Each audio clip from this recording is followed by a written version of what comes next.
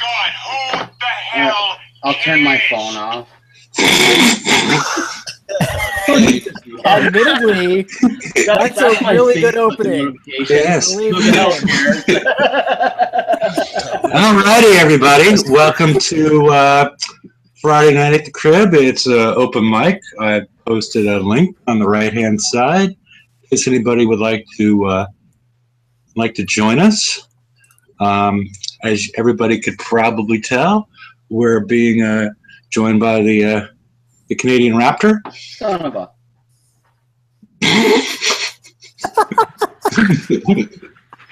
Hey guys. Hey. And Owen. Hello. G Daddy G. G Daddy D. And hello. Oh, okay. That's his rap name. Okay. Breathe, Brian, breathe.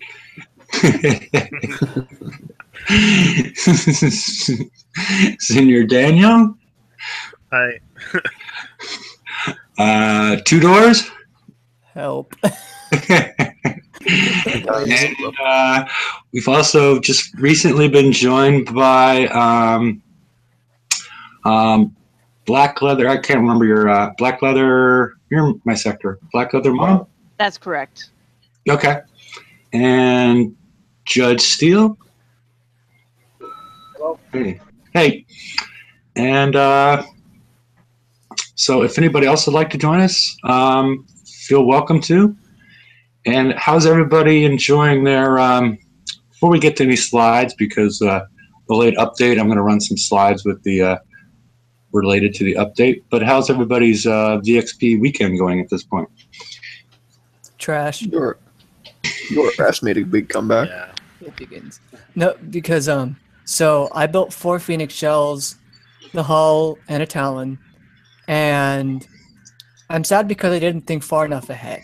I could only get 3 ships out for raid realistically, so what I should have done is focus on 3, get them out with a missile, get them out with an engine, get them out with a range extender, so I don't run into basically everything.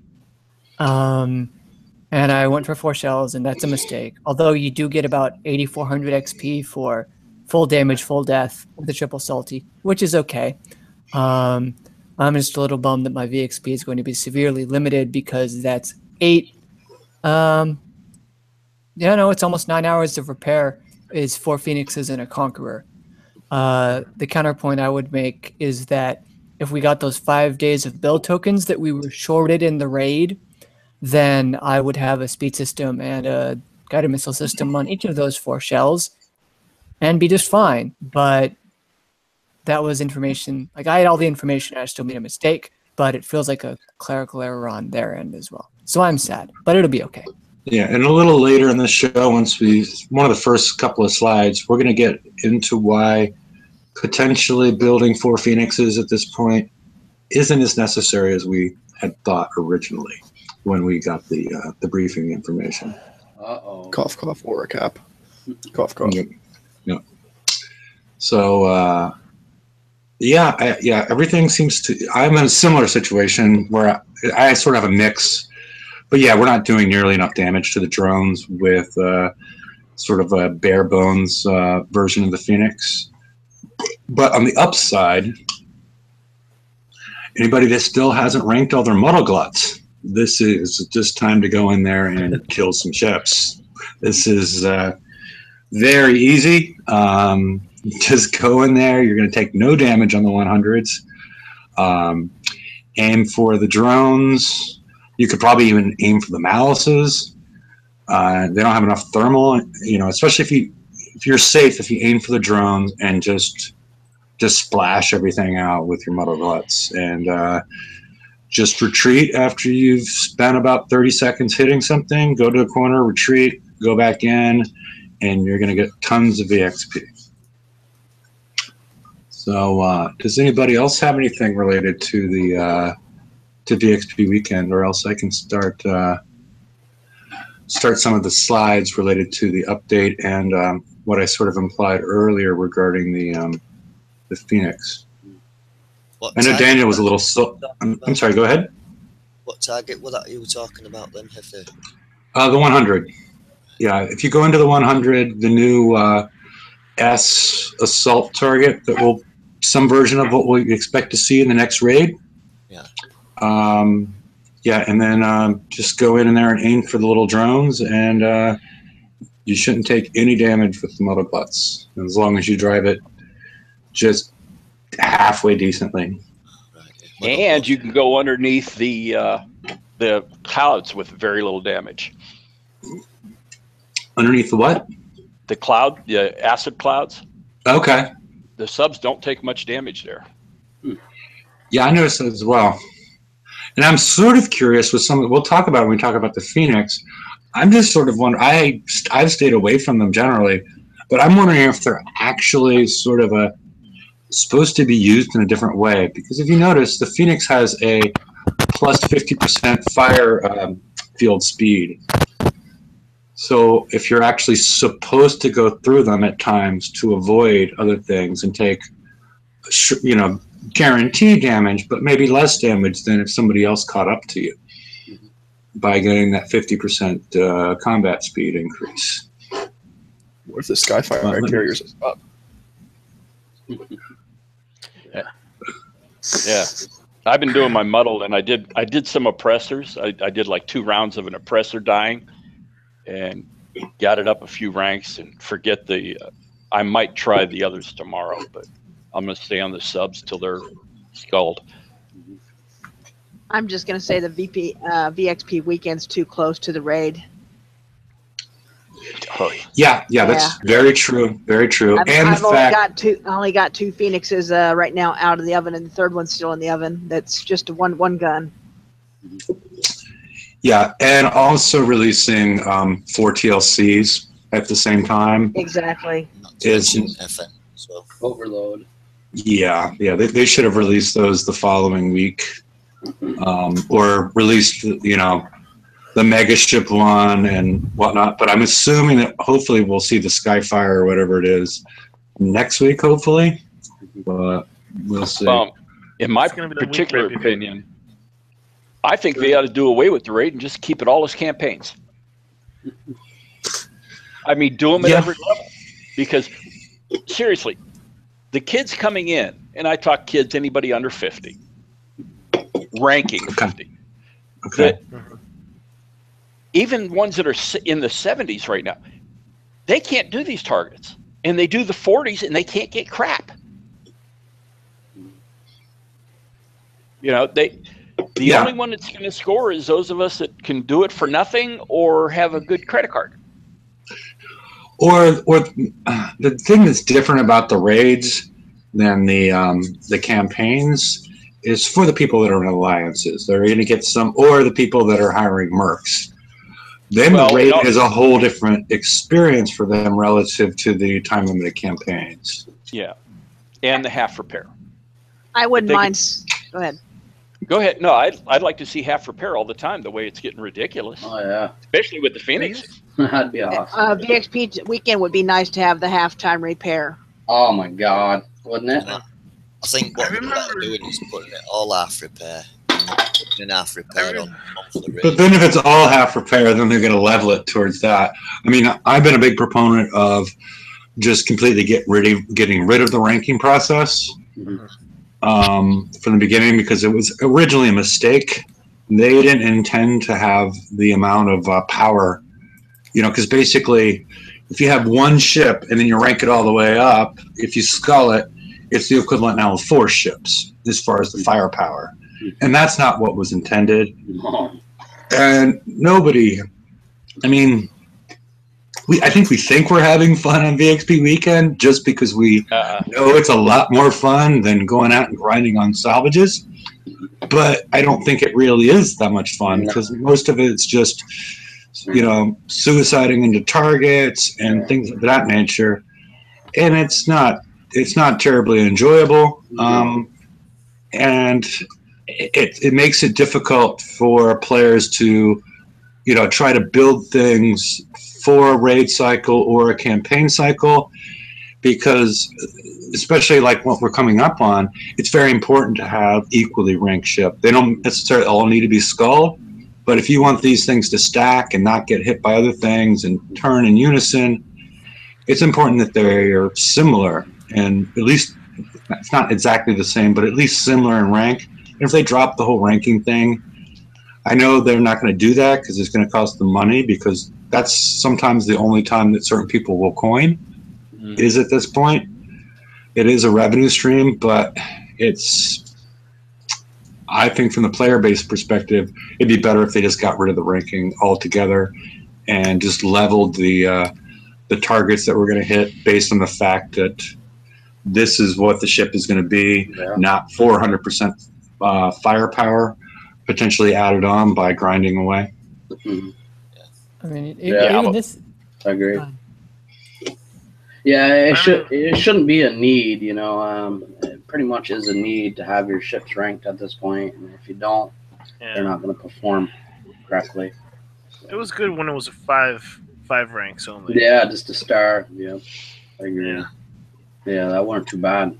You could actually grind that on salvage, you know, but the way they have it now, it's just, geez, so many points, so many VXP points. It's actually doubled up on some ships as well, gone from 50,000 to 100,000. Yeah, the Conquerors, yeah. Is it really a revenue stream if people have a set budget and that they're going to design their budget around that, you know what I mean, or not? I mean, either way, it's, you know, if you're going to get $10 out of a player, do you really need to have, or $20 or $50 or whatever it is that person's going to spend? They're either going to dump it into like shit. For most players I've seen in the game, if they have leftover money from the raids and VXP weekends and all stuff, they end up dumping it into shit builds anyway. Yeah. You know, whereas a player like myself who's going to probably put like close to $10 in, if I spend $10 on a raid, I'm probably not going to put anything into VXP, or vice versa. Some people even go hit bases with them and stuff. Right. Yeah. I spent the money I didn't spend in the raid. I spent on trying to prep some bases out for my alliance members, and I haven't done that in months. It does make me wonder if players could cut down on their budget because there's a lot of places now where people can find more efficient ways to do things instead of, oh, that one guy who like won a survivor hole and had no idea what it was or what to do and what to put on it, but he won it and he had a fleet out and I guess he had it with some rank on it. Like, if that guy could use a search engine and like look at the pages and such, he'd spend a lot less. And it makes me wonder if even some of these players could, you know, oh, I'll spend a little bit on VXP weekend and then I don't need to try to finish a 4th ship or whatever, and I save $10 this month. I'm gonna go out for a nice dinner. You know, whatever. Chinese fried rice, right, Brian? If you're me. Yeah. Brian will spend $7 on Chinese food and eat it for a week. So much Correct? food, though. I'm going to say, even though I did very well at the raid, I think they need to bring down the raid points back to a reasonable amount. Like, I don't know if you guys remember when raid points used to be no more than 30 to 40 million, and you'd had everything at that price point. I remember that. The best prize was like 15 million, you know? Yeah, I think they need to bring it back down. I need to get more control of that, bring it back down. Then you could go help the other people in your alliance to get up. That's what they don't want, though, isn't it? And that's what made it fun. And make things co-op again like they used to be. Yeah. Not like now where we have to go in, do everything. Like in a 100, we had to do everything but that last little building, and then they get to drive in and get it. Yeah. Well, some of them are happy with that, but others want to be inside and try. Yeah, others want a little challenge. I was happy with this last raid, though. I mean, at least we could leave a building and come back and, you know, prep it for somebody, and they come back and it's still there. Last raid, I was having problems with it re-murphing, you know, and it was a full target after I just prepped the whole thing, so I lost out on the 3 million points or whatever the bonus was. This raid, I didn't have that. Okay, that's good. So I was happy. And the other people were too.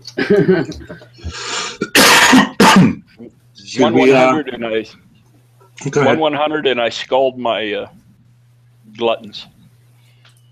Nice. For 3 coins. Excellent job. Gluttons are about the only thing that rank cheaply in this one. Yeah. Should we go to the slides a little bit? Yeah. It appears that they fixed the ghost motor issue. There was a whole complicated 5 or 6, 7 paragraph explanation from one of the game developers on what happened. It was sort of interesting if you're into that stuff. More to of an read. apology, I think. What? You know what?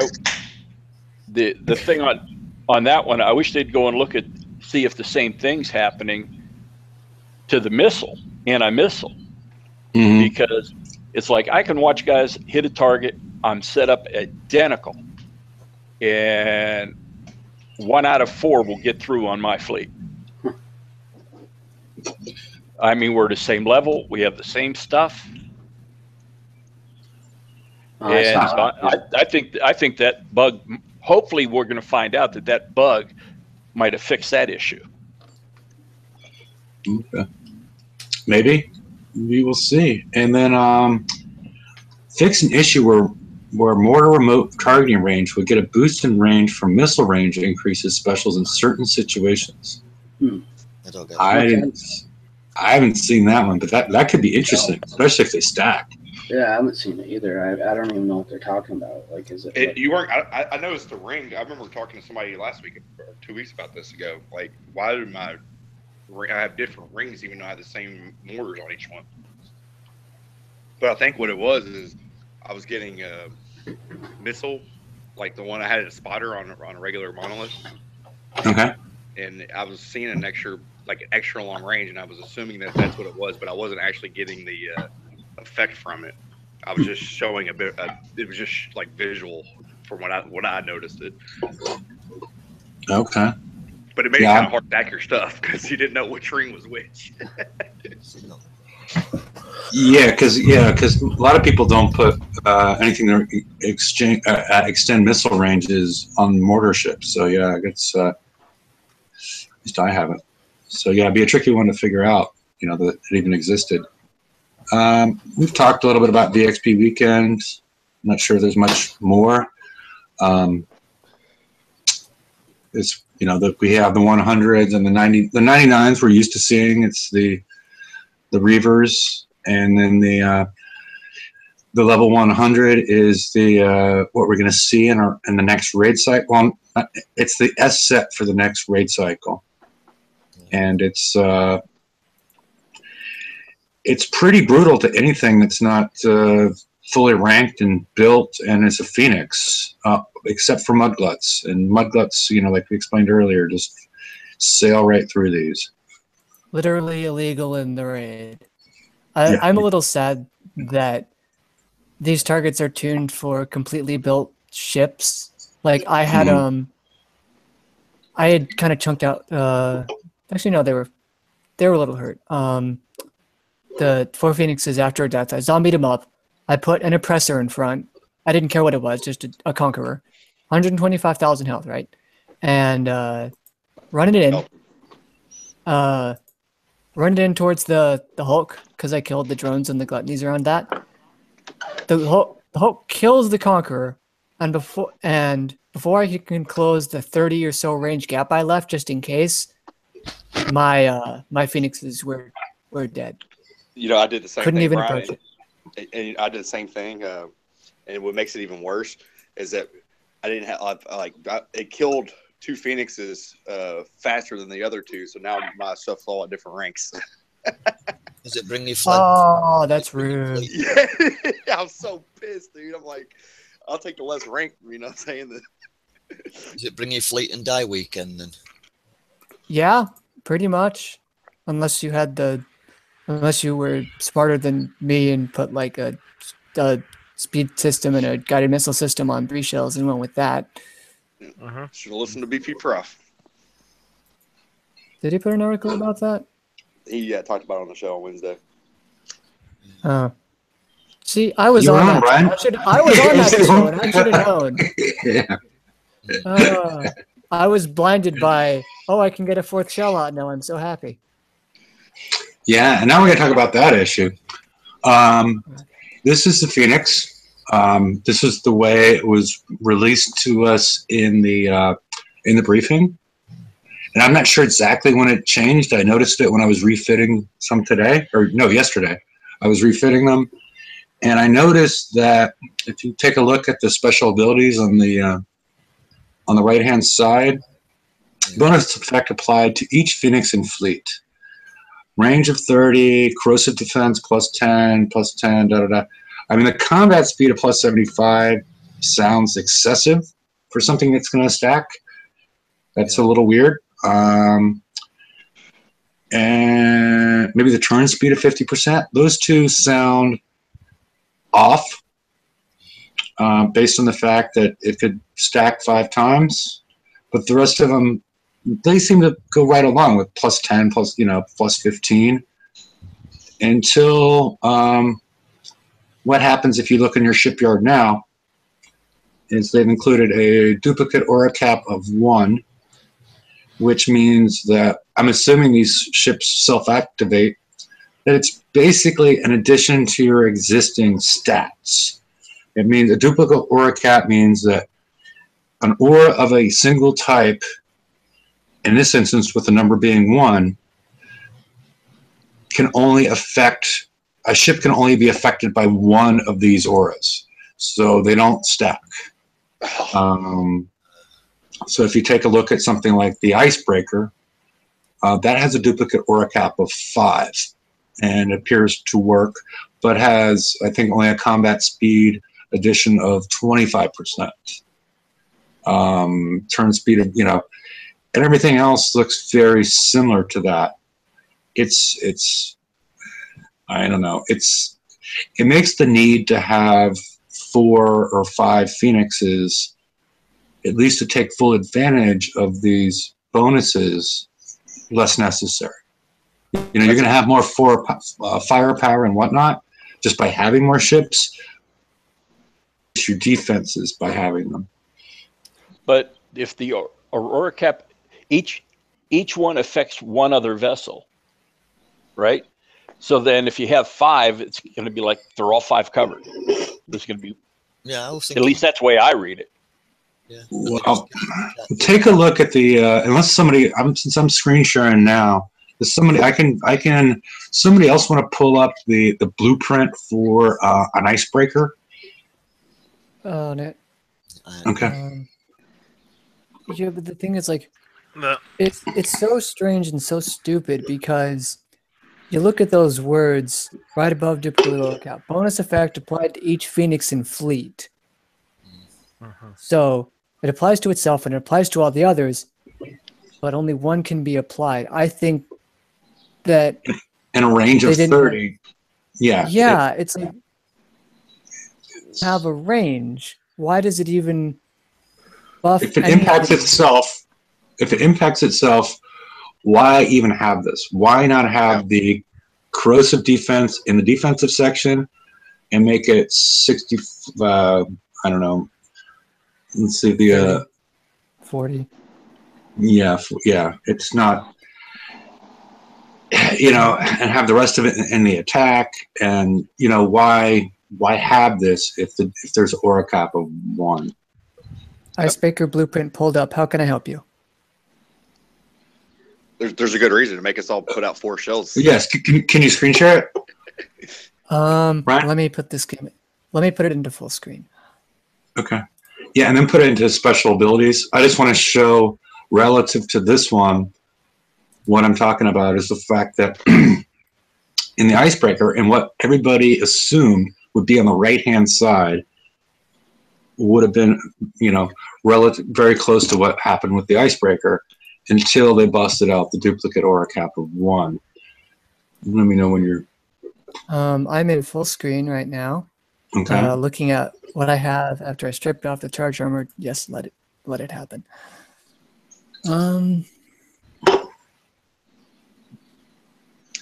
I will never know if this works. Okay, I'll tell you if it works. Okay. All right. Are you? Nope, it's just you. Just me, huh? Yeah. Let me back out of full screen mode, then I'll see if I can do something else. Yeah, push the green arrow. Push the green arrow. The green arrow and screen share. I'm presenting to everyone. It says I'm presenting to everyone. I did that. Yeah. But you need to push the green. You need to push the green screen share. Are you not familiar with it? Does somebody else know how to? Science. On the right side, on the left side. Okay. Yeah. App window.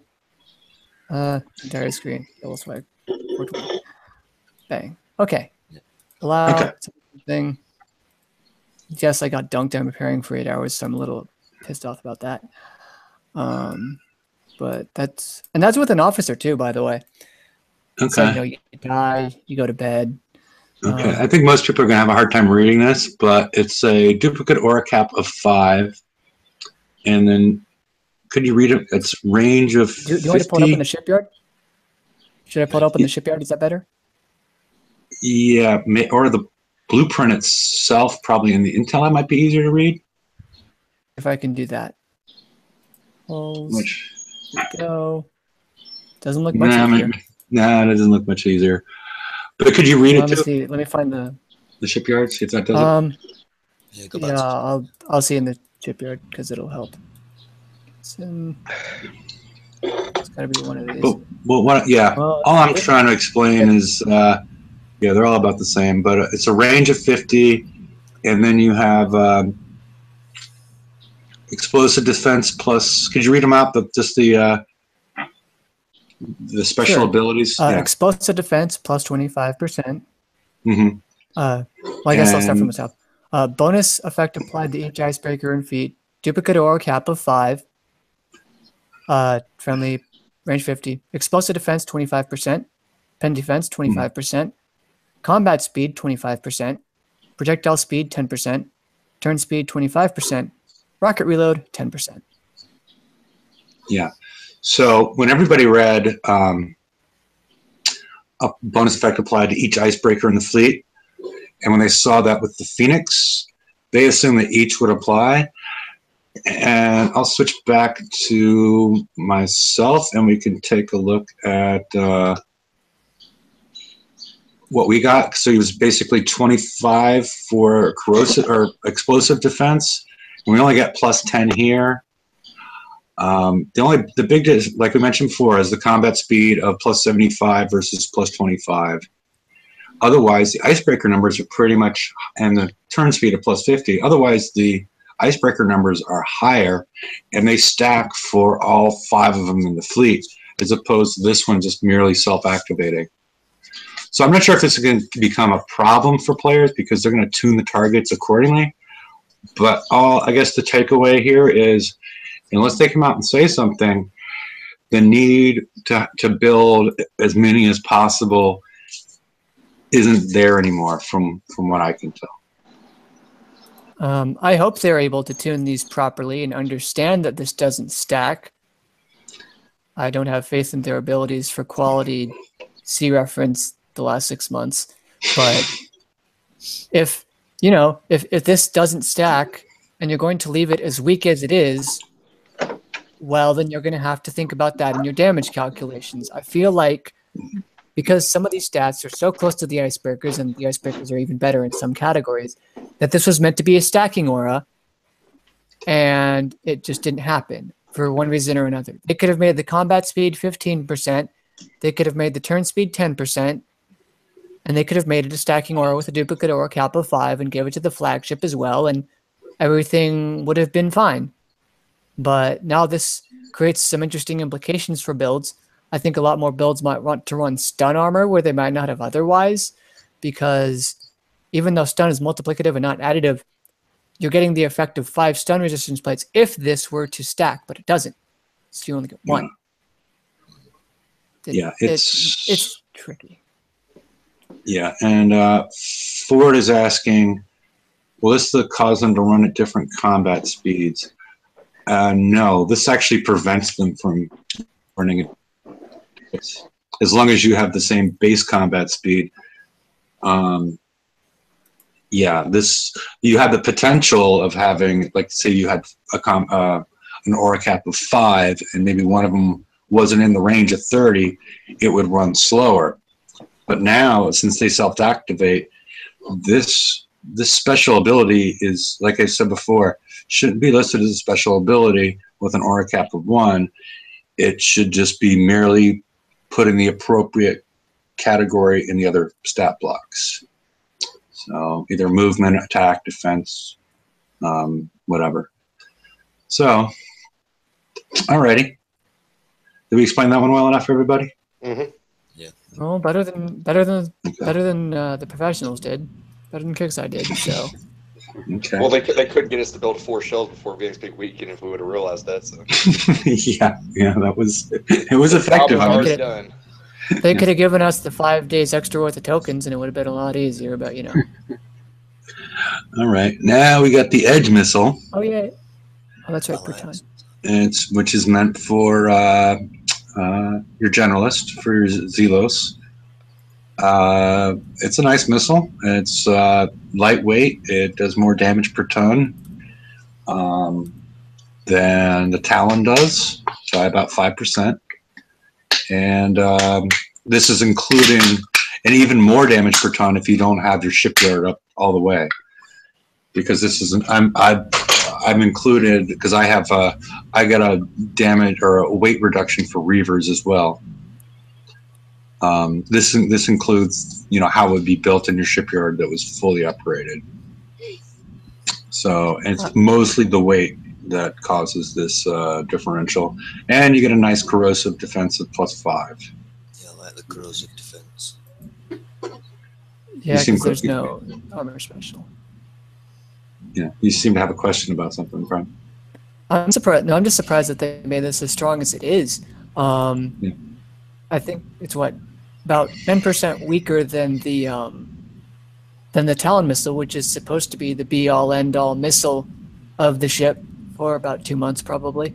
But this is Generalist, which is supposed to be the 3rd class, and it's very, very near on par with what we have. No, it's higher per ton. Well, per ton. Yeah. True damage, but this is incredible. Mhm. I'm concerned a little bit. How is the reload between the two? Are they? Yeah, but you're missing a big factor when you take it to this next special that you're on right now. You're about to go to. Yeah. With only 5 weapon slots, you don't have retargeting built into the Zealous, right? And so you're gonna completely lose the retargeting, or you're gonna have to burn another special slot. Yeah, Toss Laser 3 or whatever. Well, retargeting is pretty fucking key when it comes to missiles. Yeah, maybe off the drones. I mean, well, think for about this drone, much if you're shooting all your stuff and you got a whole bunch of drones and stuff coming at you, and you're only shooting at 1 target per time per reload. It's a lot different than when you're Whoa! No dying.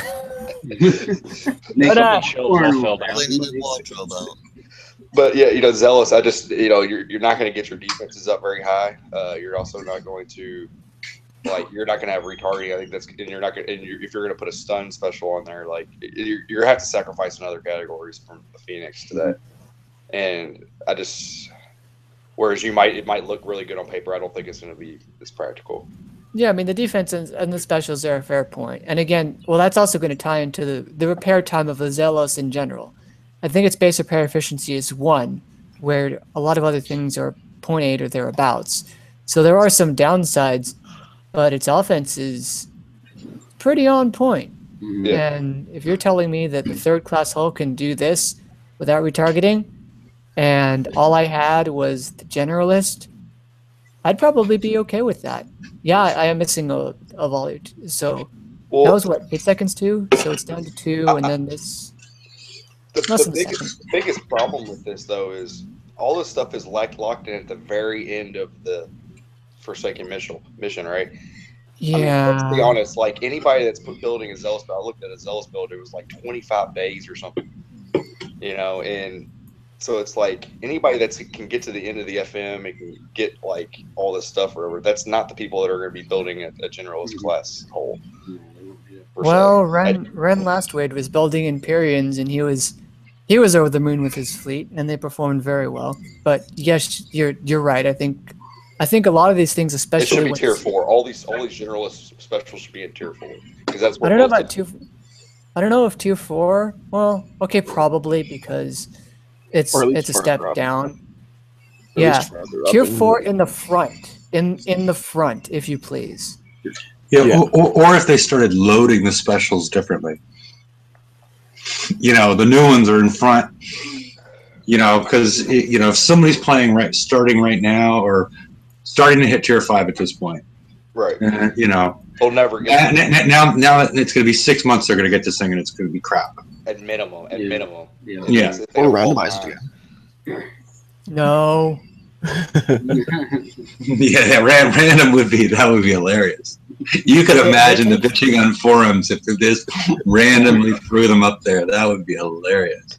I think that the They take general stuff should out. probably be like either involved in No. like a TLC or like something like if people want to go that route. Like I'm really getting tired of getting like locked into the stuff that I'm not building. You know, like when it was Imperial and all that stuff was locked. Granted, it turned out to be the better of the whole class.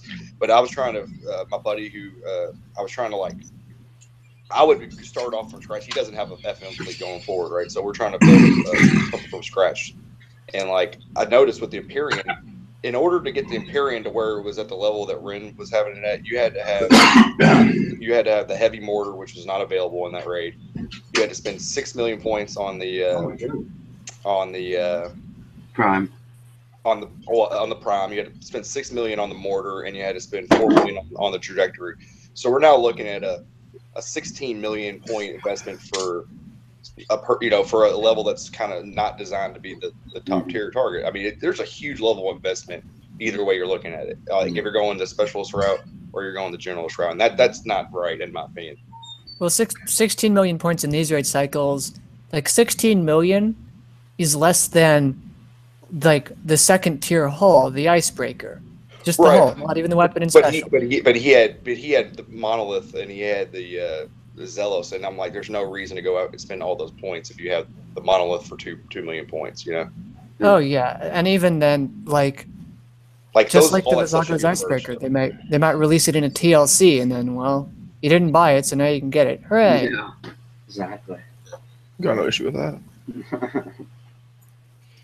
I'm really glad that they did that for the Vasago. You know, it's not enough to get a full hole built out of it, but I really felt like people that stopped halfway through, like most of us stopped halfway through on their icebreakers, really got screwed, and the monolith got basically given to everybody. You know.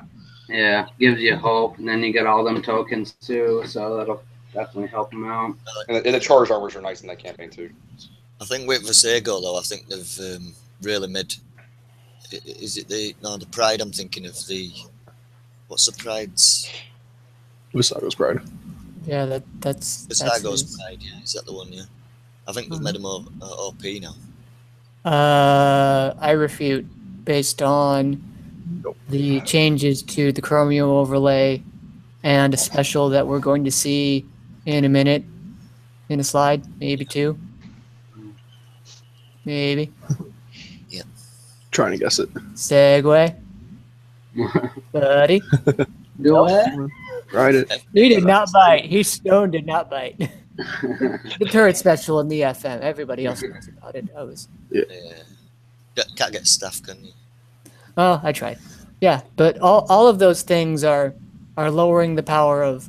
I feel like a lot of these are meant to lower the power of the gluttony, and they're lowering the power of the pride as well. And to a certain extent, it probably had to be because it was the best base hitting fleet, like before Mudgluts, and then everything ran rampant, and they gave the huge corrosive buff to the pride because they knew that all of the changes that were hurting the gluttony also hit the pride. But then because of that, they then also had to make some sort of counter for individual turrets because reasons, and now we have that special. It's a strange spiral and just a never-ending snowball. There's a word, snowball of. It's almost like maneuvers it's and counter. systematic. Well, if it's systematic, that implies there is a logical system somewhere, or that Well, yeah, someone make knows what they are everybody doing. make everybody And, doing something, I make don't think everybody fit, then nerf the stuff, and then buff stuff, and then add a limited flagship at 120 million points to make people want to get back into base hitting. I mean, there's something to be Logic and said. Kickside doesn't really work together. Yeah, exactly. That was a long way trolling around because apparently I just have all the salt today. No, yeah, I mean, it's so, Brian. yeah, no. I mean, there's something to be said for a somewhat cyclical meta or bringing things en vogue and back out with nerfs and buffs. Although Kix doesn't tend to do those directly very much anymore. Well, I guess they'll give buffs in terms of a weapon, but usually they give counters to something. They will do something that League of Legends tends to do. They'll bring out something new, and the new thing is stupidly good and overpowered, so that people will play it. And in this case, that would mean coining it, usually. Or you have 30 days worth of tokens. And so you do that. And even if you use 30 days worth of tokens, it's not enough. And I feel like this point isn't really understood very well. Even though you give us 30 days of build tokens, we still have to rank them. And I understand that we're not supposed to be getting a fleet of 5, but 30 days isn't enough to get a fleet of 5 anyway. But again, we have to rank them, and usually more than one, so the VXP tokens we get aren't always helpful. And then after that, it's just... And then after they're out and on the water and they got their money from it, they'll release a counter to it. And I mean, I can understand it to some extent, but I think they're overcorrecting a bit hard in this case because all the corrosiveness. You're right, and it's to me the biggest issue though is the build times going up and the releasing of so much stuff. Like it's exactly what George always says.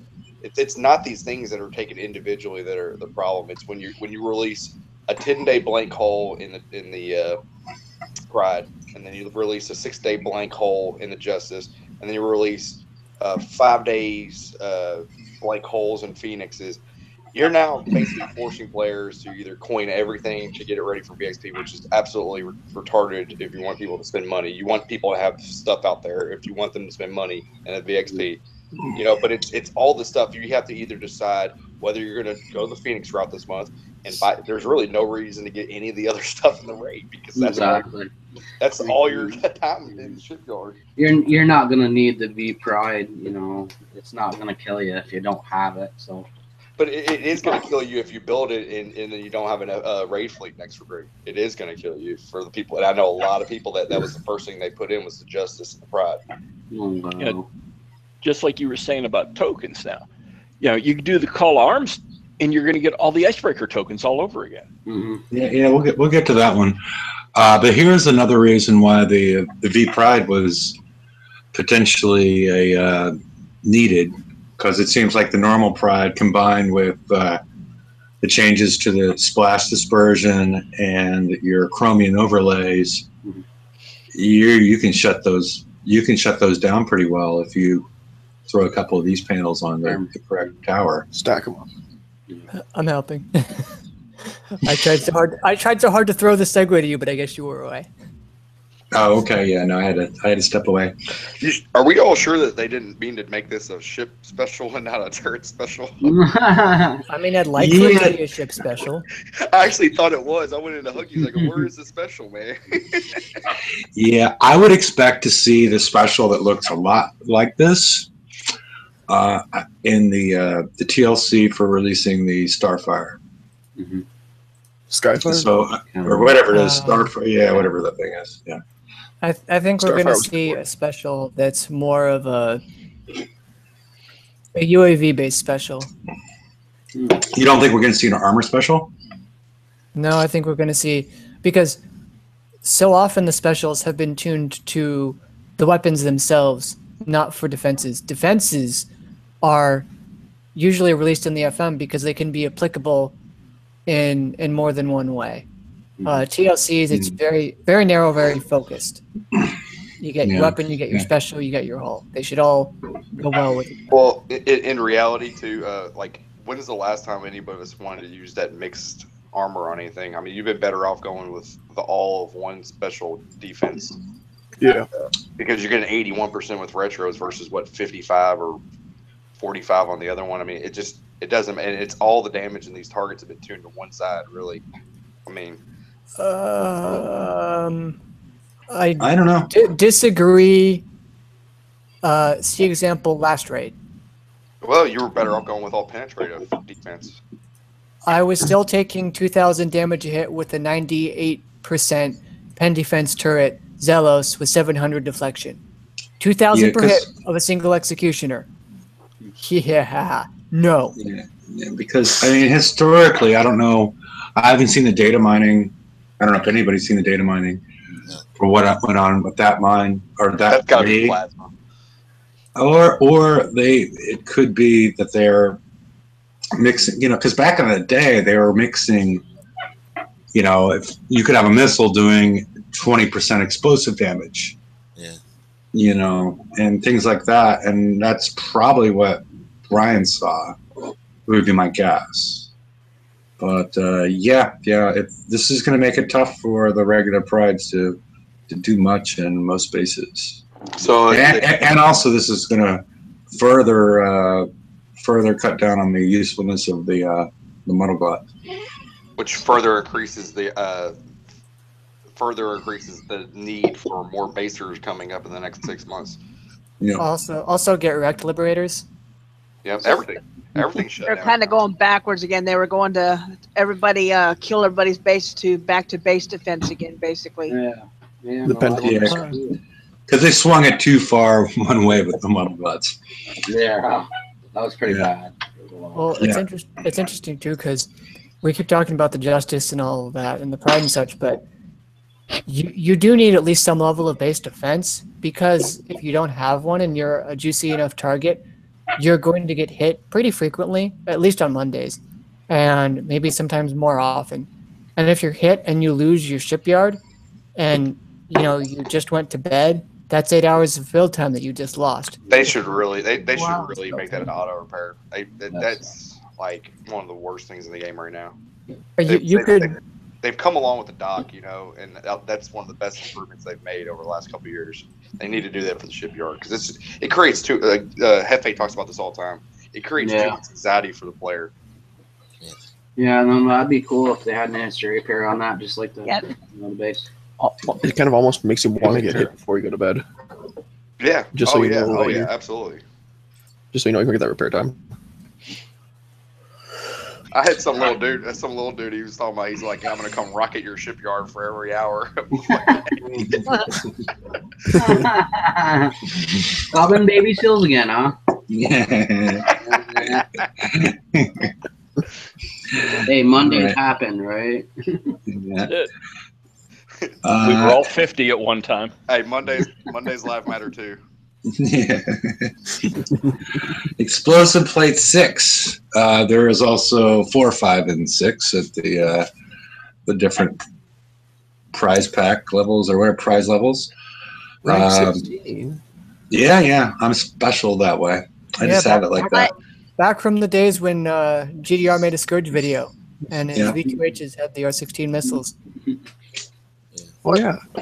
Yeah, the rank 16 is wrong, but what I think is actually they're probably going to be doing something with the retrofit lab here in the near future. I bet you.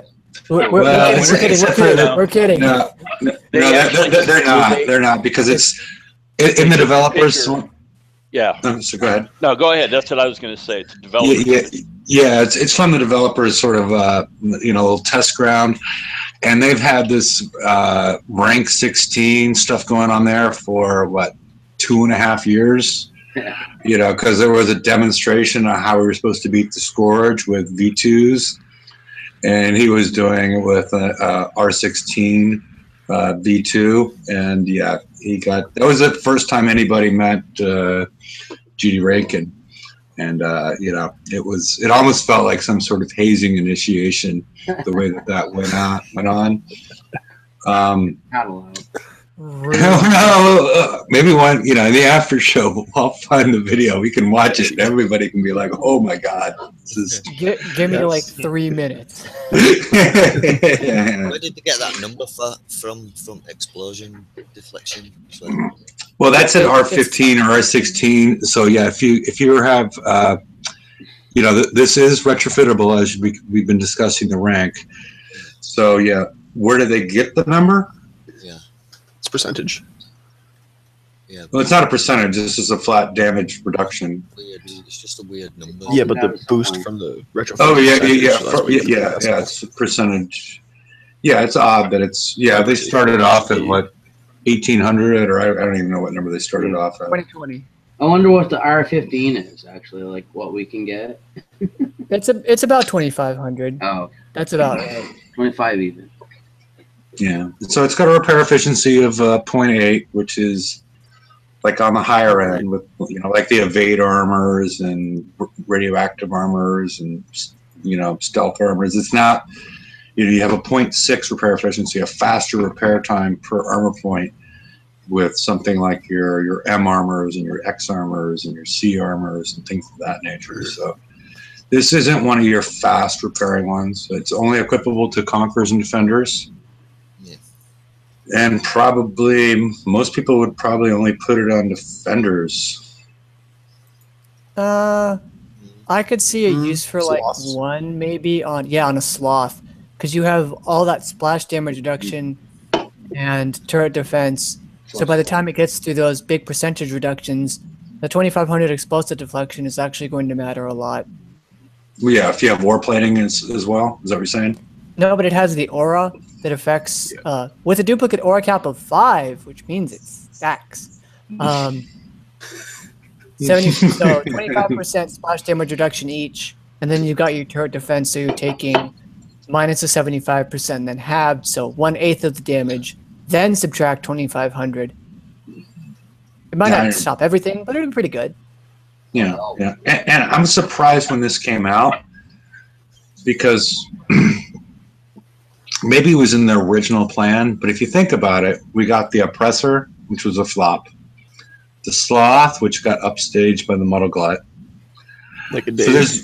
there's no real need in the marketplace for explosive deflection in your defenders because they've basically already spent their time in the sun and it wasn't a good time. I mean, I think that, again, we talk about the meta shifts. I think that with so many anti-corrosive things currently existing and coming into play, I think that Prides and Gluttonies in particular, are going to have a super hard time. Pride's a little more so, and these are going to block out Liberators. Ballistic has never been the best for attacking a base unless you want to take a Survivor with Godspeed and just run it up the middle. So it's going to be, I think it's going to be a good day for bringing out the Sloths, the Vendettas, the Oppressors. Until the day when the two doors gluttony comes out. There you go. Yeah. Corrosive damage 500%, splash 200% because that's what. Yeah, and extra salty. Yeah. Oh yeah, no, it's actually the hull is white, just pure white. So, do you think they're going to come out with a Phantom Gluttony that'll be a flagship? I hope not, but after seeing the Visago's Pride, They will. I mean, if they do, yeah. I mean, I guess I could see that. That might be a ways away because people can still use. They want to. They can use because I've been hit with people with a Phantom Barracuda in front of it that's already dies right away, and they just sacrifice the Phantom Barracuda but they may if they decide they need to add more firepower to it. But it's a possibility. I wouldn't recommend it, but it's a definite possibility. considering how behind a lot of us are in games anyways. Ooh, yeah, the fun one. Yeah. Oh God, can you imagine? Yeah, jeez. No. Hi, Mudgluts. Nice to meet you. Yeah, could you imagine a Phantom Four's Mudglut? bad enough. I don't want to imagine a Phantom Mudglut. Bad word, I know. Yes. All right, Implements of War. It's mainly a catch-up for lower level players that want to get equipped with their tier 5 stuff and upgrade their base. It's solid. I mean, I like it. I would recommend anybody especially people with Mudgluts that we brought up. This is a no-brainer. I mean, I know Raptor could do this after he's really, really Canadian and not have any issues. Yep, it was easy to do. Yeah. Yeah, it was really easy. See the enemy driven before you and hear the lamentations of their women. Isn't that the quote from Conan? It's something like that. Hey. Yeah, They're about now, but they were good at one time. Yeah. That's what happens when you take Mudgluts into these. You see the enemy driven before you. Those retributions are very valuable. Yeah, I like the launcher. That's a very Yeah. valuable weapon. That's an awesome prize pack, right? Yeah. Yeah, And the it United doesn't Year come is out the very actual many good choice. times either. Be a shame if they didn't include the heavy weapon. And what are we Yeah. gonna do with It- 8 it's days okay. of build token for a retribution? Token hoarder. Token hoarder. 21 days. Yeah, 21 days. Look at 111. Yeah. Well, if you did that prize pack before and you still had your tokens from before, then you could easily pump out a whole fleet. Like I'll be able to actually finish that fleet now. Yep. So I've Yep. been waiting on this for a long time. Oh Just- I God, gotta- we're all doomed. Yeah. Oh. Right now, I've got a lot of tokens in my base. Yeah. I'm gonna kill a lot of growth crawlers with that shit. 100 That's days. basically No, just put a UTT transformer on like any turret ever. Yeah. that There kind goes of the looks guy. to me like a Oh no, I'm gonna go basic- kill ghost crawlers that are in bases and base defenses. I'm gonna go Ooh, blow them spicy. up and have fucking 2 days and then go wipe their base out with mudglets. like a basic defender combo. Yeah. It's a little. I find it a little concerning because I was doing these, and I noticed that the setups and the defenses of the target were actually very similar to ones in the OP9 style of TLCs. I think one in Prize Pack 2 and one in Prize Pack 3 were one of the ones for the Liberator that started with that channel and it winds around and there's like 3 gammas in the back or whatever. Yeah. And I mean, we can do them, but those were meant for tier 6 conquerors. And I really hope they tuned the damage down on them, expecting, you know, that these people have the malice because that's all that you just gave them. Like, they probably don't even have a revenge. And the malice is a fantastic conqueror. I hope they test these against malices, or maybe the malice is a spotter for maybe your monos now. Actually, that would be an interesting setup. Yeah. I wish I had This limits. also gives a lot of interesting possibilities with the introduction of these new plates coming out. At the last of this campaign, I used my Liberators and they took them out real easy. But like I said, that's still a higher level fleet. It's actually a ship I haven't built yet. I have got it, but I haven't actually built it. Is it any good for any campaigns? Which one? The Retribution. A lot of people got pride. I love my That's Retributions. Retribution has the Pride. longest range in the game if you have Yeah. that. Prize was awesome. If you add the launcher to it, or the what's it called? The thrower and the special. yeah. So like that's Millennium like- Accelerator. yeah. So that's the first thing I pop out with is one of those as a spotter for some others for mortar ships. Yeah, but what I mean is I ain't got one, so all them tokens, if I could do that campaign, it'd be nice for me to actually. You don't have Muddleglets, G Daddy? Retributions, I mean. No, but do you have Muddleglets? No. Ooh. Do you have any tier 6 conquerors? No, not yet. This is why I wish we would have had something where we can help these people out and help them with their campaigns and stuff. You know? Well, yeah, That's why I was concerned a minute ago. If without tier 6 conquerors, how do you do this? And this is meant for those people, but those people don't have the tech. Maybe they don't. I don't know. Exactly. Position. Yeah. I mean, I've always focused on PvE, and Even if they, the issue I'm having is I've got one sloth with one mortar on it, and that's my best conqueror in my fleet. So how am I supposed to do prize pack 1 even? Yeah. Well, I mean, but you know, in all honesty, these are designed for people that have been working towards PvP a little bit. You know. Right. Well, this one I actually don't. I mean, working a little bit more than that. I mean, that might be your best one, but do you have other ones? I have 3 Athos. Ooh, yeah, that might be your best one. Get them. Yeah. Get I 'em. mean, I haven't looked at it from that perspective, but when I look at this, it looks like Prize Pack 1 appears to try to equip you in order to do the other 2 prize packs, because you get 21 days of Malice build tokens. Yeah. And then, I mean, so you could build a couple with a little time, and then there's not a lot of VXP there, but it is VXP weekend, so you could pop some out and rank them and potentially do the rest of it. It was just so because with my ships, it was so easy. It was just over. I didn't even look at it that long to figure out if a Malice would be a good ship to do this.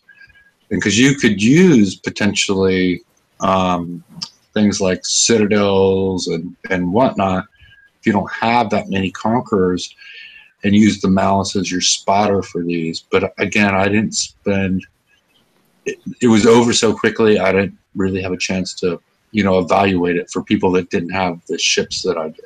Well, again, it's like if you haven't been up to PvP up to this point, then this is not the prize pack for you. If you don't have vendettas or something, vendettas is like a 6-day build blank. So, and then What do you mean 6 hours? 6 hours. 6 hours. Yeah. Yeah. Important. And they were giving them away. You haven't built any conquerors, and this is not necessarily going to help you. None of these ships are going to help you in the current game of PvP necessarily. Yeah, These are all prep fleets. These are all prep fleets now. I mean, this is exactly what they are. Well, yeah, or good fleets for like a level 60 something. Yeah, alliance points or something. Yeah. Yeah. As good long, fleets for TLC. Or if you want to go hit G Daddy's base. TLC. as long as Not there's really, a good, I'm as long also- as there's a good progression upward, like this is I think a good first stone if they tune the targets right. But to get Well, if they put like, the revenge, they need to put the revenge in the lab now. At this point, like that would be a good. If they did that, and then if you had the revenge, you could probably do a lot of these. Yeah, and like, but this is the bottom level. But then there's this top level of the OP9 TLCs, and there's a gap, and that gap is any tier 6 conqueror. And how are they going to get that? Even the Pride was there for 9 million in the raid, which I think was a little too much. But yes and no. Yeah. Because if you have the Pride, then you're not using any of these ships in this. So it's that 9 million. I think that 9 million was definitely justifiable. I mean, honestly, like I know that everybody wanted to see it cheaper. I would have liked to see it at like 2 million to get a lot more people involved in PvP. But it's head over heels over all these other ships. Oh yeah, definitely. But the thing is, like, there's no path from tier 5 to tier 6. The path is do well in a raid and hope it's offered as a prize, which isn't. What if they would slowly start putting some of these ships into the FM for the lower players? But Brian, They have. Brian, I think every one of us agree here, right? PvE is the most important side of the game, right? Yeah. So if you haven't spent any time in the last year building any PvP stuff, then you probably should have somewhat of a decent. You should have been able to get at least 9 million points in the raid if you really wanted to get involved in PvP. So that to me, that is the bridge. That is the bridge. That's fair. Yeah. That's fair. If you prep somebody 3 100s, which is like 20 minutes worth of prepping in that raid, right? Like if you prep three 100s, anybody could be in the game hitting bases with prides in 4 months from now, 3 months from now. Slow building it. Yeah. Looking at it all again, I have actually think I've done this campaign before, so I've got all the prizes anyway. So unless I've won them somewhere else. Well, you can still get the tokens at any rate. Yeah, that'd be nice. Yeah, you did good, Jaddy. I know I had some tokens. I was surprised to see you got that many. That's awesome. Yeah, I know I had some tokens for Malice, and I built 4 with them, but I haven't VXP'd them properly yet, so I'm waiting this Well, now is the time. Yeah, for that old boy never using any coins, he does really well. I know. This is use them. It's all the time. Thanks, guys. Congrats. Put 5 in your post later. But I do think there's outlets for people to get into PvP if they want it. But the problem is, I mean, you talk to a lot of us here who are higher end PvE players, and it's not like anything's an end all be all thing now in PvP. You got to really, if you don't have time to get your FM fleets and your raid fleets ready, you really should not be putting any time. I was trying to help my buddy. He got 30 million points in the raid. He tried to he asked me to basically pick out all the stuff for him because I basically put him on a path of progression. And this started back like months and months ago when I got him the Citadel and Punisher and stuff and raids, Yeah. And he finally made his way up and he started getting the tokens in tier 4 and then he got locked out in the last month or so because now that all the targets changed early, you know, so he didn't have the month or two in preparation. And, you know, so I would have loved to get him some like Vanquishers and some Valiants and some stuff for at like 2 million a pop, but none of that stuff's worth building if you don't have the fleets for PvE. So if you don't have the time, if you're not getting the tokens, it's impossible to be in PvP. It is absolutely impossible to be in PvP if you are not caught all the way up in the FM. But the problem is that takes like all of your time. Yeah, he's still takes building. nearly He's all still of your building time, the if not Cannoneer literally fleet. all of your time. He's still finishing the Cannoneer Ooh, fleet. that's rough. I'm still finishing Cannoneers. Yeah, I mean, yeah, you know, so now he's got to stop like one At least shy he of. got 'em. Well, Cannoneers A lot should of take. people don't have Cannoneers. They got Ironclads, you know. Cannoneers kind of a premium thing. Well, yeah, and he has everything to build them. So I said, you know, you might as well build a good fleet. But the problem is Kickside changed their shit a month early on the targets, and then he started getting locked out on the tokens. So now all of a sudden, he's got to like, he's got. I told him he's got to completely skip. He's got to completely skip this whole raid cycle, this whole assault raid cycle because he has to finish a couple Tide Seekers. He has to finish his Cannoneer fleet, and he really has, before any of that stuff, he has to finish his new FM fleet, which is a long build if you don't have all the tokens. It's a to get him some monos. How long I was looking at stuff when I went in the shipyard, just like without the charged armors or any of that stuff. I mean, the Zealous build was like without any of the armors, but with it, it's like 24 builds to make it like the way I had it, you know. Wow. And then the monoliths were like 16 plus days to pop too, you know, and it's crazy when you start looking at these build times for a player that's not getting tokens, and there's no reason to take anything PvP at all. You know how they have the call to arms now? Those kinds? Admittedly, because they screwed up in design, but how you have like 20 and 30 days. But some people can't get that, Brian.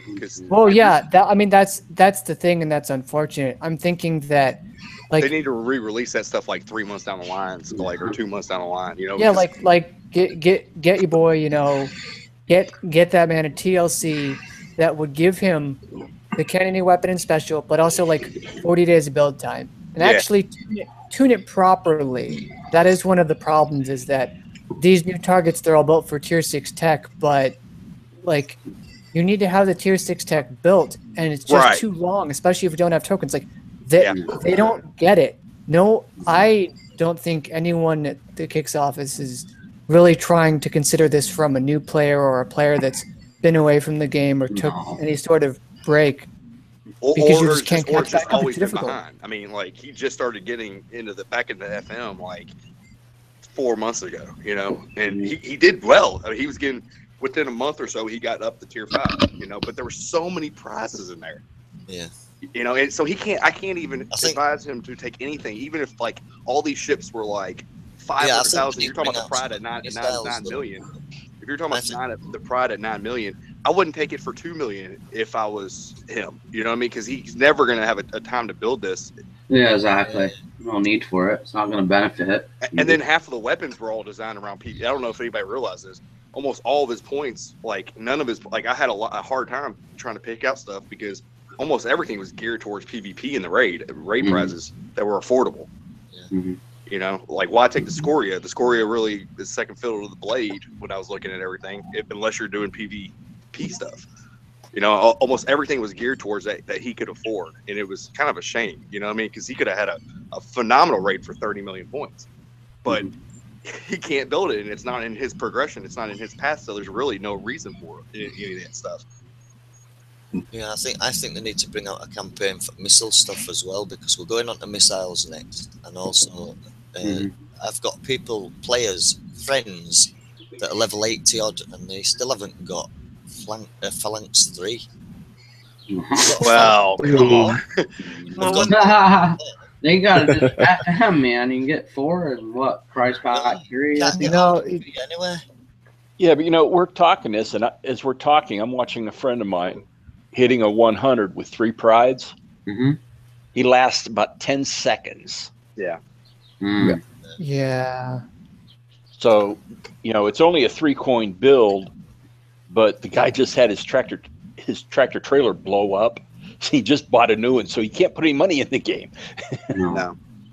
And but that's ridiculous. You know, I've actually talked to.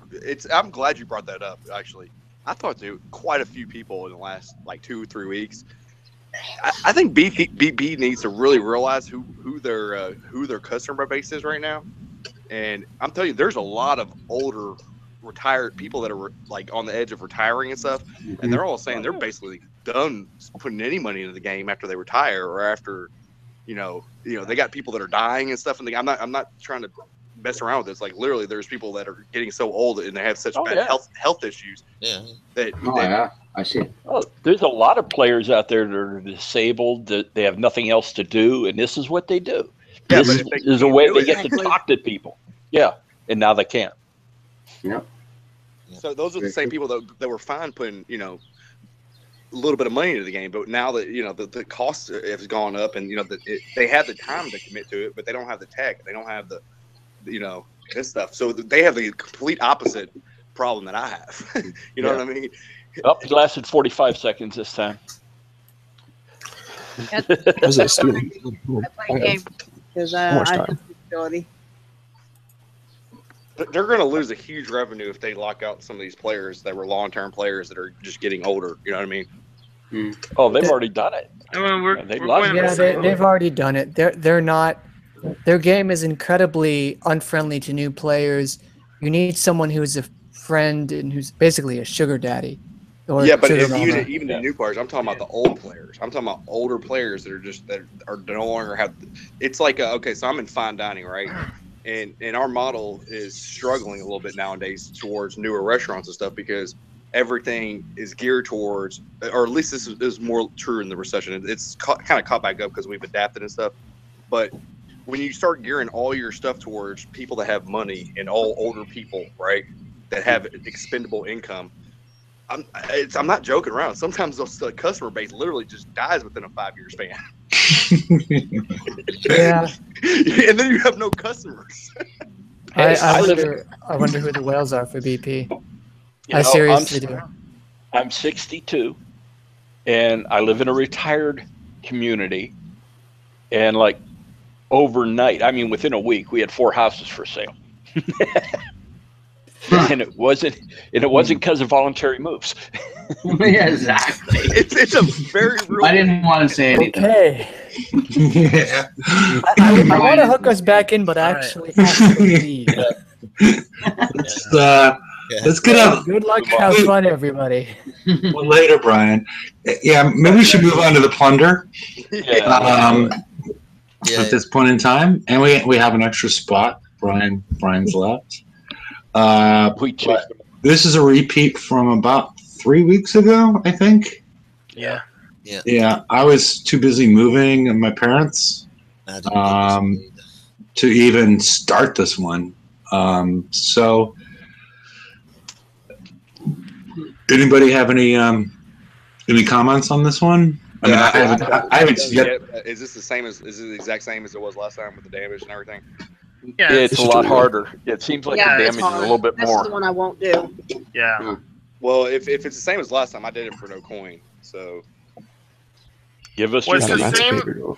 It's the same if you use Muddle Glitz, but if you were using the if you before I was using the oppressors, and I was taking little damage with them, but now with the oppressors, I'm taking a lot more damage. Okay. All right. So, all right. So, like, but the big thing, that's the one with the Apollo, correct? It says it's no. It's with Survivor. No, I know, but isn't that the one? No, as far as the what kind of targets is it again? Oh, Reavers. Okay, all right, Reavers. All right. Oh, so the key to that is, so I have two Reavers with the Harlock that's blank, right? The key is, all right, so like the first 3 levels or 4, whatever levels they are, I'm not actually looking at the campaign right now, but like the key is to use a couple tie stickers early in the matchup, and then you need to have Hell Race at the very end. You could do the last level of the Reaver of the Reavers. You can do those with subs in like about 5 minutes for 0 damage. But if you do, that's only 4 and 6 you can do that. The rest of them, it's all skirmish. Well, that's what I'm talking about in skirmish. Yeah, so it's Yeah. He's talking about the skirmish part of the it. key is to use your tide seekers early in the match, right? So you blow through those early ones when you're not taking a ton of damage. You're gonna take a ton of damage with the tide seekers if you go at that Hulk or whatever and those other two scouts. But if you reverse that, and use the tide seekers early, and then you just blow through it as fast, and then you give yourself plenty of time, because that was like the hardest thing is the time limit on that one. So you blow through the first couple of matches, and you're going to take very minimal damage on your tide seekers. And then the last Reaver one, the last skirmisher one that you encounter that you have in that you want to use the Hell Race, and you can take it for 0 damage. Yep, 0 damage. Yeah. As long as you're good at it, because this is like the one with like the 107 and things like that. Yeah, as long as you're. I have a video up. You can do the whole thing 0 damage if you're really good. I did it a couple times already. You actually have a huge buffer on that last one. The last one that causes the most damage, you actually have a huge buffer like of the thermal range. It's not exactly. The key is you don't want to get spotted. You want to get in, get some shots, and get all the way out so the scouts don't move. Once the scouts start moving, it becomes quite a bit more harder. But you still have a bigger buffer. The buffer is very small on the other ones. You don't want to use subs on the first 3 levels. Yeah, I would recommend for people that weren't around for the skirmish raid cycle to definitely watch some videos and start doing it now. So when you fuck up, you have time to repair, because this is sort of like what we run into in this current raid cycle, or this past raid cycle, where if you fuck up, you're dead. And you're going to spend a lot of time repairing. And as everybody remembers, with the subs, you can't launch them until they're fully repaired. Right. Big ouchie. That's always fun. Yeah. Everybody loves that. Yeah. At the moment, I'm refitting my tides, so I can't do this right now. You could do with tide seekers. The tide seekers take a lot of damage, especially in the first. But if you're good with Hell Wraiths and you don't have a lot of lag, the first one is extremely easy because they're all sitting there. Yeah. The second one is all random, but they're going around in circles. So it's like it's you could predict where they're going to be. Right, and I only got 1 HW built, so that's why I said I'm not doing this one at the moment. Yeah, that's gonna be you're gonna time out on that whole on that last one. It takes a good 5 minutes with 5 Hell Rays to like just kill. Yeah. So time limit on that 3 and above. The biggest enemy. 3, 6, and what was it? 3 and 5 and 7, right? Those are the ones that have like the high defense. Yeah. Like I said, I have two Chat Seekers. They're built differently, but they're both pretty effective. The Tide Seekers, they'll definitely roll through 1 and 2 almost for instant repair. You'll take a little damage on 2. 3, you're gonna take a little bit of a beating. You know what I'm saying?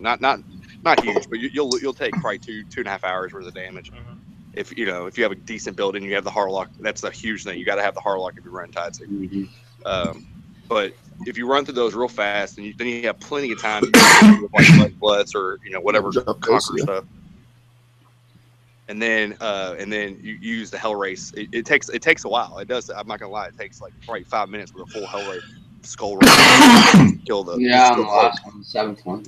It's not hard. Hulk has any thermal though. I mean, the last one, the Hulk, once you kill them 2 other ships, it didn't seem like it was picking me up at all.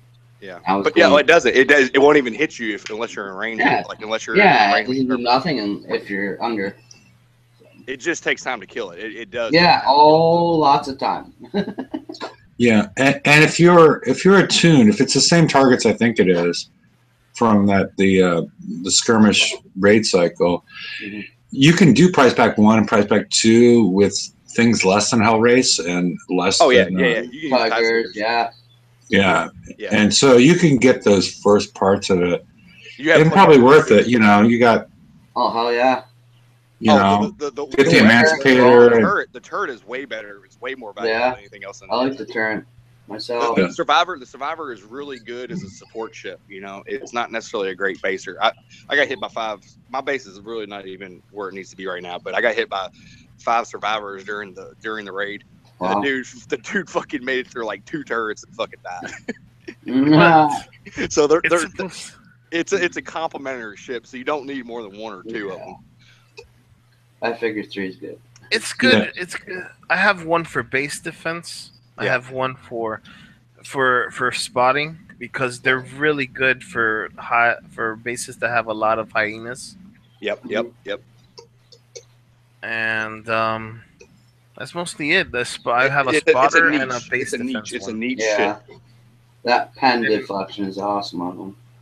And I'm thinking of making one that will be like a sub hunter with the new penance cannon. There you go. So, pair it with a couple retributions. Oh, that hits underwater. I didn't know that. Yeah, it hits underwater. That's interesting. Yeah, and it does have a lot of concussive defense, so it'll be able to survive the gluttonies. Does it have corrosive defense? Oh yeah, it does. Remember, it does. Doesn't it get like for each one in the fleet, you get like a certain amount? Yeah, I'm thinking. Okay, should we move on to Call to Arms, Rage Quit? Yeah. This is a fascinating TLC as far as the prizes go. I'm only showing prize pack 1, 2, and 3 just because of room. I haven't tried this one yet just because of time constraints. But it's basically what we saw with previously was for the monolith for a ton of tokens. You know, you see prize pack 1 is prize pack 1. You get 3 days. Now you're up to 13 days, 18 days. Charge armor, sweet. 23 days. It's absolutely campaign for a person who quit halfway through the build on a. Gotta love charged armor. It won't. Will it give you more charged armors if you have more? If you have. I'm assuming so. I haven't done it yet because that's one of the reasons I held up on it because of the. You see, this is from mine. On the charged armor, where yours says 3 of 1, mine says 9 of 1. So no charged armor for me. How does that work? Are they not giving out? Mine says 20 of 1. It's counting what you have on your boats and everything, I think. But how no, it's counting what you have available. It doesn't even have to be the X armor. Because I actually have 3 M armors I'm going to put on ships. That I'm waiting to get my Phoenixes. It's not counting because I have 0 X armors available. You're going to put X armor. It's showing even the ones you use because I'm the exact same way. I had it's showing I have 6 and I have literally 6, but they're all on ships. So it's showing your X armor that you actually have installed on ship. Oh, okay. Because I thought it was showing what I had available. Because I have extra M armors that I haven't put on because I was going to put them on the Phoenixes. No, I don't think that's your problem. I think that's what I'm trying to say. I think it's a bug, and I'm wondering how it's actually working. And that's why I haven't done it. I'll be honest. That's why I haven't done that campaign because I'm waiting for them to fix that. Yeah, but I can just imagine how upset the people are that spent money on the Visaga's Icebreaker or these charged X armors. How much were they? Charged X armors. How much is this? Can we do the math? How many raid points? Yeah. What were they, like 75 or something? Well, I think they're 7 or 75 or something like that. One was 75 and one was 9. So just because of that. It's 7.5 million for the charged armors, and you get 5 of them. And how much was the Saga's Icebreaker? I don't know. All I know is it was 60. They found a way to devalue Daniel's build yet again. When I bought it, it was 60. Now you can get it for free. Sons of bitches. Yeah, well, it doesn't matter. I got the monolith for free. So. Hey, good. Yeah, I'm glad. Now me and him are on the same playing field. Remember we were talking about this last week, Daniel? Yeah. That's why I'm teasing him. And that is a fairly easy one to do, the Call of Arms. Okay. Yeah, and Now I want an Empyrean. Now I want an Empyrean one so we can all be equal, right? With Ren. So now we can all got fucked. Chad is confirming that.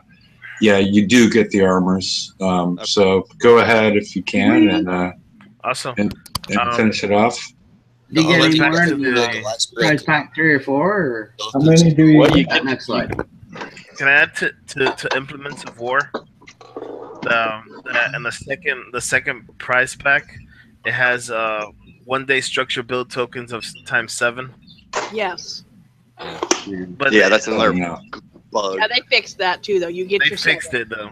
Yeah. And then on can you hold prize now? And then they're gonna bring it back down to 2, but they warned us that they're gonna bring it back down. But how long are they gonna give us? Are they gonna allow us to actually use them before they bring it down, or what? Normally it just doesn't let you earn more, because I think that they've done this before. Normally it doesn't let you earn more. They're not going to take them away, but you don't. Because I'm gonna hold mine to the OP10. Shit. Well, I would hold the longer ones. Yeah, exactly. You want to hold the 7 and the 2 days and all that kind of stuff, but I wouldn't hold the ones because you're going to be 12 days, or wasn't there 12 days? You're going to get 2 a week, pretty much, right? Until OP comes out. Yeah, but I have nothing right now to do in my base at the moment. Turn on, get rid of them. Put a UT on. And then there's a lot of people when they go to OP10, they're going to fuck themselves because they don't have everything else upgraded to the proper level, and they're never going to get a bubble. Yeah, everything's done in my base at the moment. Okay.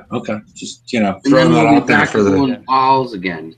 There's always level 12 res generators. Just turrets on mine to do. What I'm going to say about that Forsago icebreaker though is it was 60 million. Yeah, 60 million. I'm never gonna cry about. No, but not only that, you get. Yeah, we don't need res generators. You get build tokens. That gives bloodthirst. Today though, nobody can ever cry about something that's gonna come like after the raid set. Another 4 I think it's a good thing if you're not in alliance. If you're not getting hit, then yes. If you're like a level 50 base and you're not in an alliance, if you have rest generators, it's not gonna hurt because you don't get hit anyway. Especially if you have, like 0 medals.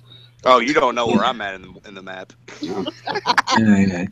So I think I did with the big guys and it makes it fun. I think I did the math correctly. I think people could have recently spent. Oh yeah, he's gone. Shit, he could have did that in his head. Yeah. There's 97.5 mil right there. Okay. Yeah.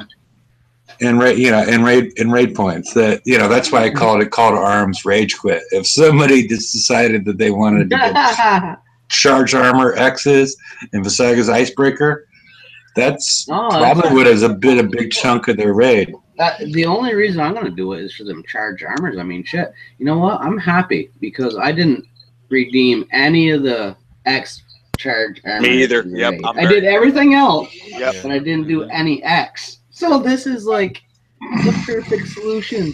Well, I agree with you. Actually, I think this campaign was like completely designed for myself. This is probably a kick in the butt for some people. Yeah, that's true. Oh yeah.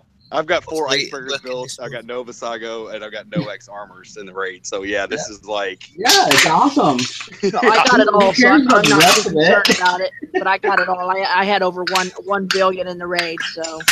But here's why I wish like they would have not offered this stuff in the raid if they knew they were going to do this, and then like that way people wouldn't have spent all their points and stuff. Yeah. But you were kind of dumb. In my opinion, you were kind of dumb investing in that kind of stuff at this point in the raid cycle. But that's just my opinion.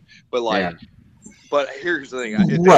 Or you could have at least they took away the Visago's Punisher. But go ahead. Yeah. If they would have Visago icebreaker, right? If they would have done that, Daniel. If they would have offered, they would have offered on the very first raid, right? And a guy like Daniel built it. He would have got that 3-4 month use out of it. Nobody else would have had another chance at it. And then they released it, 3 months later, going out of the raid cycle. That now everybody else can build, can get this for really cheap. I think that would have been a really, really, really good way of doing it. Yeah, Cody's mentioned something that they're going to take them back to 2 on July 5th, but I don't think they're going to take what you already have. I don't. No, that's normally not their MO. It's just you won't be able to earn any more, if you try. Yeah. All right. I actually Hefe, you don't. How do you feel about the Punisher too much, or I use that all the time? Do you use your Visega's Punisher all the time? Yeah, I thought you used that on the FM all the time, dude. Yeah, that could explain a lot if you're using it all the time. Right. No wonder you're 97. Jeez. Yeah. Daniel, how do you feel about this? Because you were the one that really fully invested in the Icebreaker the whole way through. I'm fine. I'm happy. Like I said, I built the monoliths little by little with tokens, and I just stuck with icebreakers. And another thing I noticed is with the siege rockets that they have, the D100V and the expanded fulminating payload. I mean, those are 2 extra Forsaken mission prizes you could check off your list if you're not up to date. Yeah. So we're all happy with this campaign essentially. Yeah. Yeah. Oh yeah. Yeah. So that big up on Kiv stuff. That's you don't hear me say that much, but they corrected a lot of their stuff by the end of it also. I'm liking the idea of being able to get hold of the Versego as well because it with rockets. I bet we won't see any Versego boats anymore because he seems to be dead now, right? Yeah, he's died. He died. So that's it. That's it. So you better get your pride and. It's a collector's item. He's not dead. Greta just turned him into a robot. One of his clones that's dead. Okay, I just read on the forums on the charge armor. Laredo came back with, he was told there is no cap on how many charged armors you can have. Gotcha. Yeah, That's good to hear. Yeah. That's good. I figured it'd be 99, Yeah, that's in the forums right now. So 99, 99. That's like what? Well, yeah, nobody do the math on at air. this point. Yeah. Yeah, give us that on. 99 would be the max. Like a lot of them, like the monolith token. 999 million. 99 is a magic number. Yeah, give us a place to hide our other boats. I'm glad they gave us 5 more slots. But I wish they would reduce the build times so that we wouldn't need tokens. Yeah. That's the only thing. Yeah. Like, I'd rather lose all the tokens gone and now. have the Band-Aid is gone. I agree with and just lose all the tokens, but just make the build times more reasonable. Oh, it's crazy. Hey, Dana, what about the R&D? Everybody that did the R&D now, that's all built in everything, and everything's including the officers and R&D and everything now, and it's still fucking outrageous. Yeah. Well, it's insane. And we're going back to Reaver as well, next. Yeah, we're back to like almost the Hellhound. We're back to the Hellhound. Yeah. That was bad. I think that was. This is bad now. We're at 30 days of boat now. Yeah. Well, it's not there yet. It's not there yet. I can see that happening soon. The Zealous build I just put together is 25 That was days. bad, dude. I thought they were like 4 hours a piece. No. Oh, you mean the Zealous tank? I mean, tanks always were very expensive. I mean, very time consuming. No, I'm talking Hellhound. Hellhound. Sorry. Weren't they like? I mean, I wasn't around for that. My Hellhound build was like. I thought they were long. I started building them. I was just like, well, it's not even worth running them. It's just I can't do nothing with them. You hit one target and got to repair overnight. The one good thing about the Hellhounds back then is they could roll like raids and they could roll bases and they could, you know what I mean? Like, so like you invested 100 days into it, but you got a good 4 or 5 months after. They're a hell of a time to drive. I mean, I love driving the things, but those things are awesome. Can't afford that shit. No, I never got them built, but they were the 2 I had were rolling bases like a motherfucker. Yeah. Will a fleet of icebreakers with a Versego icebreaker work in FM or not? Yes. Oh hell yeah, man. Yeah. That's what I use. I would say that is the fleet to have going forward in the FM. Yeah. I do my whole set, and then I have to repair overnight. Yeah. And then I do my whole set. The second round. TMS said it best. He did repair, the entire that's FM it. 1 round. 10 Done minutes. in about 10 minutes. 10 minutes. That's Yes, awesome. I mean, he just blitz the thing. That's what I wanted with that fleet. When I built that fleet, that's what I envisioned. That's what I thought I was paying for. And it did not work that way in the first raid or two, so I stopped working on it. So you it's got nice. Bees on there. You put bees on there, you can just scoot on by. And I've got one Zealous at the moment that I'm going to try out. 6 bees. 6 bees, it'll get you by. And are you going to try out the rockets, the Zealous rockets? No, my Zealous that I built, that I got from Damnation, told me a build while we were in an after show last week. And I built the tokens I had, and I actually got 150 million with that fleet. Nice. Very good. On my own as well. Feels a lot good getting on your own, doesn't it? It does, yeah. I just remember the days I'm proud of when you, G-Daddy. Shine and the Dreads used to be king of base hitting. G-Daddy, see what we were talking about? Like, if you just take one advice from one person, essentially, start going forward in the game, you know what I'm saying, by yourself, like, it's a lot more rewarding than going in 8 different directions and, you know, having a little bit of success here and a little bit of success there. It's really 25 different weeks. It's very important in this game to be independent. Refresh my beard. It is. I can do just about all targets now as well, so I'm happy with that. That's great, man. I'm proud of you, man. That's great. I'm not sure about when they change them, though, what they're going to be like, so I don't know. Yeah, you can do the FM now. You should be good, you know? Oh, yeah. But as far as my strategy, you know, I'm not sure if people didn't join us early. As far as VXP weekend goes, my strategy is because I only do the Reaver Tide as far as the daily campaign. Same here. So, and I rarely open up those chests. So I had a bunch, and I always have tons of uranium. So one of my strategies has been to just roll for crews, you know, especially the Silver Salty or anything else that's good.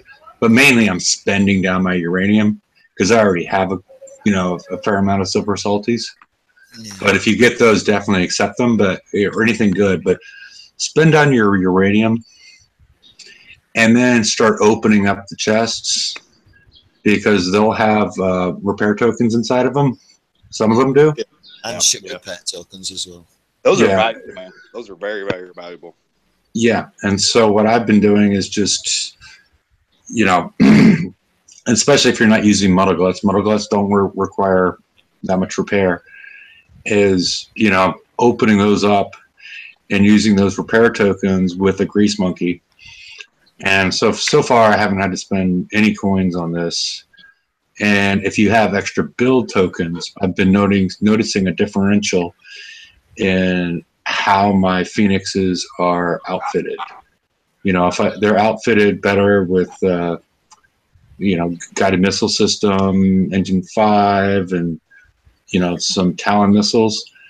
They're going way ahead of the ones that, you know, just had, speed system 5, as opposed to the ones that just have thuds on them. You know, I'm getting about, you know, I'm about 30% ahead on the ranking with those ones. The ones that have the, you know, have the what? Have you just put one missile on? Or? Yeah, well, they're not all the same, you know, because, you know, I didn't have all the build tokens to get everything the way I would want. But yeah, just even one missile is giving me a ton of help. And you chose a Talon, did you? Yeah, I chose a Talon. Hefe, can I go on to what you were just talking about with the repair tokens? Sure. So like Kickstarter stopped giving me gold on Sunday after our conversations, right? Yeah, because you already got a ton of it. Okay, go ahead. Well, all right. Well, they gave me the last time they said it was like last time offer they were gonna comp me on the raid, and they gave me 3 5-hour tokens. And instead of using it on the raids, I would highly suggest anybody that gets compensated with a build token or repair tokens. I mean, don't use them on the raid because if you use them at the raid, you're only gaining, like, what's the math on it? Because it's nothing. Huh? Well, I mean, you're getting 5 hours, but it's actually 5 hours in a raid, which is not necessarily that valuable. I didn't get any, you lucky bastards. Well, no, this is from a ticket. These are from tickets. Okay, so but 10 hours, 5-hour repair token in the raid is really not that valuable. Okay. Well, yeah, because relative to the number of points you need to get, because it's only because 10 coins, essentially, right? It's because if you get 5 hours, essentially it's 10 coins, right? Yeah. But if you do that during full time with the grease monkey, you're now getting like what is the math like 17 coins or something, or is it even more than that? What was the original? Well, you're getting each one is basically a 1 hour token is 2. So then you have a grease monkey, it becomes 4. Right. But it's really a matter of the fact that you're getting so you're getting 20 for 10. Basically what you would save in the raid would be 10. And if you're doing that in the VXP weekend, you're actually getting now 20. If you have grease monkeys. Right. I don't. Yeah. But the reason why it's so much more advantageous is because you're getting, in these targets, you're getting so many of your points associated with the damage that you take. Yeah. As opposed to in the raid, you're getting your points for damage that you do. Right. Yeah, exactly. It's a hell of a difference, man, in like the performance of your coin. Oh yeah, definitely better off spending them now. Well, it's a bit of both in VXP weekend. It's a bit of damage what you do and damage what you take. Yeah, it depends on the it depends on how you're built.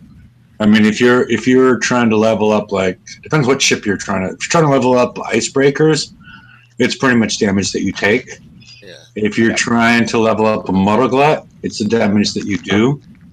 But if it's a Phoenix that's stripped down, I'm sorry. Phoenix, you're going quick. If you're using blank holes and you don't have any weapons, which is like what almost everybody does, right? So yeah. That's where it really. It seems like my Phoenixes are going a lot faster than everything else is.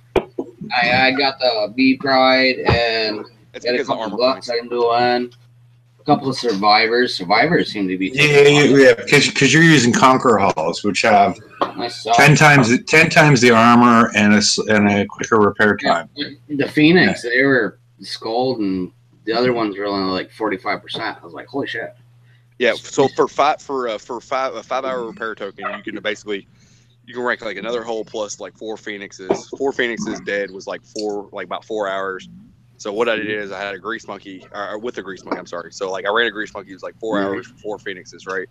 You're salty. So then I used that 5 hour repair and I got a little bit repaired on my Zealous as well. Nice. And then so now so I turned that one token, that 5 hour token, which doesn't necessarily translate to anything more than 10 coins. 10.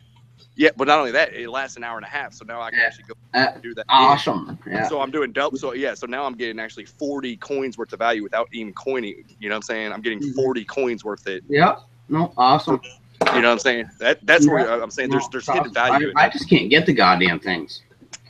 I wish I could get them. I mean, I had 2 for the raid, and I was trying real hard.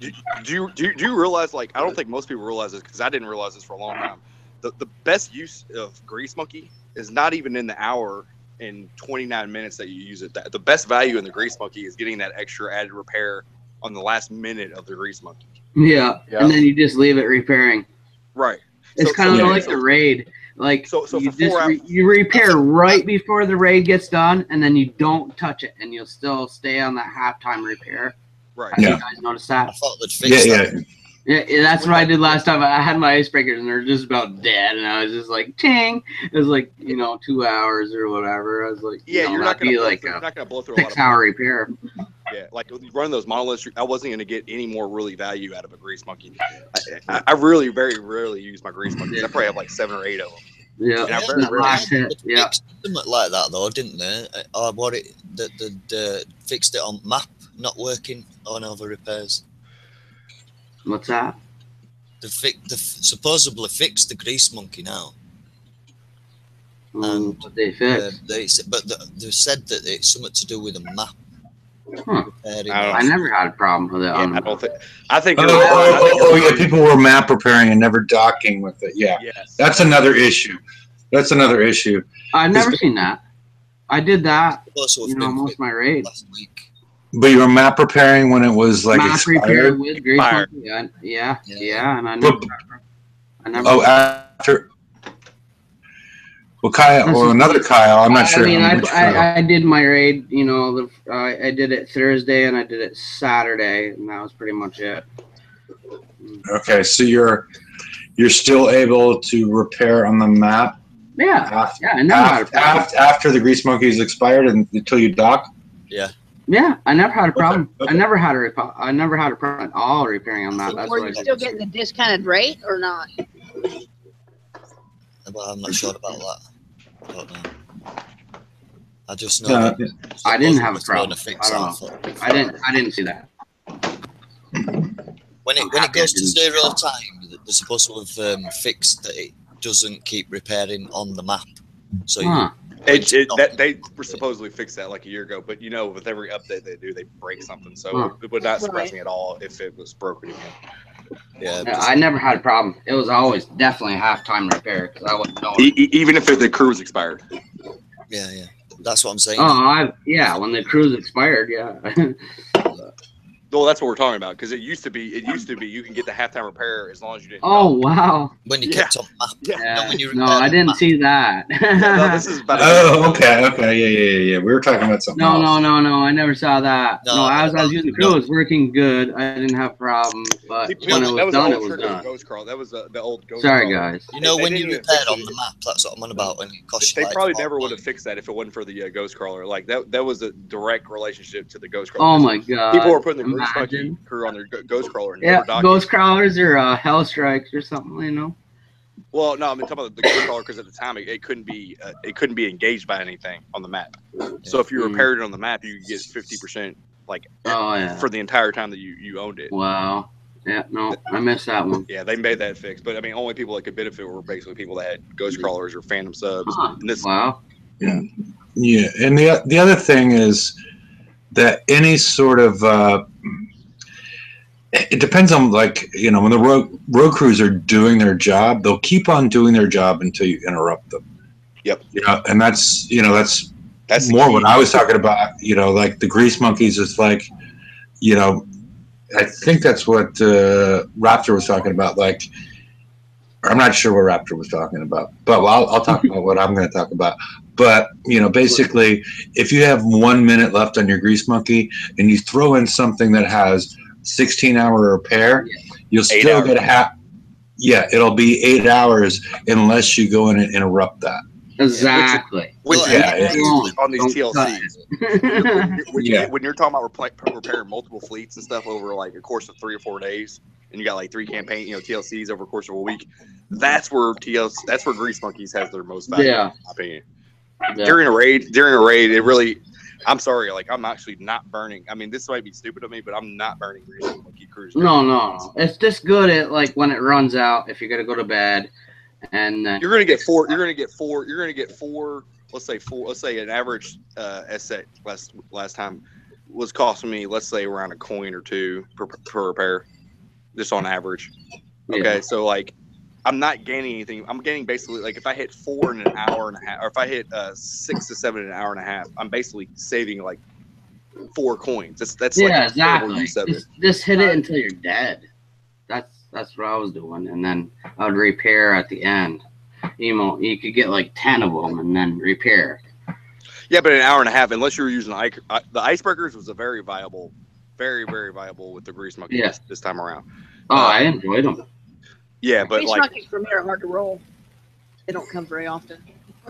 I enjoyed both. Icebreakers I used first thing, and then because I had coin, so I used a little bit of coin on the Icebreakers, and then I did the monos for free, and I had fun because it was one extreme to another. I was blitzing the target, and then I was kind of just easing my way in with the monos. So. Well, I thought that was the most beautiful thing about the Apollo. I don't think anybody realizes the Apollo was the first fucking auto hole I ever experienced, in a raid. But it could be driven, and you could save a coin or two on an ASAP. Sure. But it depending on how you drove it, I could auto shit for 3 coins or 2 coins, or I could fucking drive it for 1 coin. Yeah, for 1 coin. Yeah, exactly. It's like the 91s. You can do a lot more 91s if you drive it, or you can auto it, and it's gonna you're gonna die eventually if you do a bunch. The Wolf was best auto hull that ever came out. combat speed. It did its own thing, killed the target. And them level 27 ops when we first had them. Yeah, we're not Wolves. talking about that. Ballistic wolves. Yeah, Apollo. We're talking about heavy raid sets, dude. Like clearing a target, clearing a set, and like fucking. Yeah. 4 or No, 5 I days. love that raid. I No, mean, but I it hope was this pissed off. upcoming. I hope this upcoming raid is the same as kind of that Apollo raid, I can't where you imagine outrun because- stuff and you bounce around. That was so fun. But you can't- That was the well, most You're fun. gonna be the driving aspect. You'll never get that auto aspect because of that green shit in there. Fun though. That green shit in there, like. Well, the green shit doesn't seem to be. I mean, I'm not sure if you popped on earlier, If you but well, yeah, I haven't looked exactly where it's positioned, but if you think about it, it's a fire field, right? Exactly. Yeah. Yeah. And the fire field gives it a 50%. I brought this up earlier. It gives it the Phoenix a 50% combat speed boost. Gets you out of it faster. Yeah. Depending on if you're just sitting there on auto, though. Yeah. That's what I'm saying. Like the positioning of where they are. If you're going to be firing and stuff, in the whatever. I imagine the Drake carrier is going to have a huge resistance to that. Yeah. And I think it'll certainly help if you can come in from a different angle. Like I know a lot of these targets we've been having lately, you come in from any other angle, but you're going to still come in from the same side. It'd be nice if you can come in from any other angle, and there's an advantage to that. Yeah, I don't like them putting us in a specific spot every time. Yeah. I like to have a variety. Exactly. I think they've actually got that wrong way around, and they should do that on as bases at least, so we can design so that when they come in, they're facing turrets. Yeah. Nah, I wouldn't like that. No, me neither. Come in on the backside. Yeah, you got to put the water turrets with. Explosive rocket. Yeah. That wouldn't work. Get your credit cards ready. It's kind of like how they told us you can only hit certain targets with certain fleets. You can't choose your own variety. Well, I just did a Phoenix build that I think will be pretty good, and it's 20 days. You probably had the same build as me then. It's only got one phalanx on it, and it's got that CO armor on it, and so the other 20 days. The other thing is, I'm assuming that your R&D is up to 30, right? Most people. So that's no longer a reduction now. That's now a fucking. It's built in. Yeah, it's built in. Yeah. That's terrible. It's no longer a reduction. That's literally, and I knew that was going to happen when they did stuff. Oh yeah. I mean, at one time they said the retrofit lab was optional. I remember that. Yeah. But now it's not so optional. No. Honestly, R&D 35. Damn it. Yeah, we're still waiting on them. About like. Well, okay, we're gonna up this, but where the hell is it? Been waiting for like a year, it seems. I don't know. Well, we're still waiting for Objective 31 to come out. So when's that coming out? Yeah, 31, whatever, something. Hold on. Does anybody actually want to do R&D anymore? Like really? Because this is just going to be built in. It's just going to be built into the game. It's just going to be built into metrics. It's a chore. Yeah, because I'm so glad that they don't do it. I mean, because that's what I was talking about before with ranking. The rank is already built into the targets that you're going to hit. Yeah.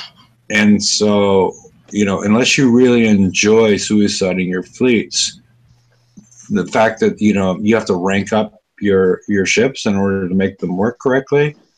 It's not for our benefit. It's for their benefit. I love suicide in my ship. It's their pocketbook, kick size. Yeah. But what I'm saying is, I would just propose just getting rid of the ranking, and because that's a chore that's removed, and because they adjust all these fleets. Talking about that though, aren't they? Talking about getting rid of ranking altogether, rearranging up crews. Yeah, no, they're not talking. Well, they're talking about rearranging the crews. I'm talking about just getting rid of ranking. They're not going to do it.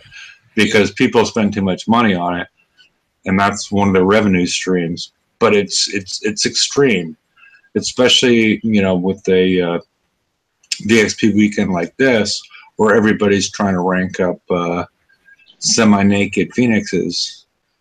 And I have a picture for that, but yeah, it goes back. People, it goes back to the model of if they release 3 or 4 ships in 1 month, it becomes a lot more expensive. Yeah, but how much? And a lot of people are updating fleets from 2 raids ago.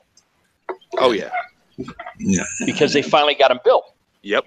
Yeah. And they just die like Yeah.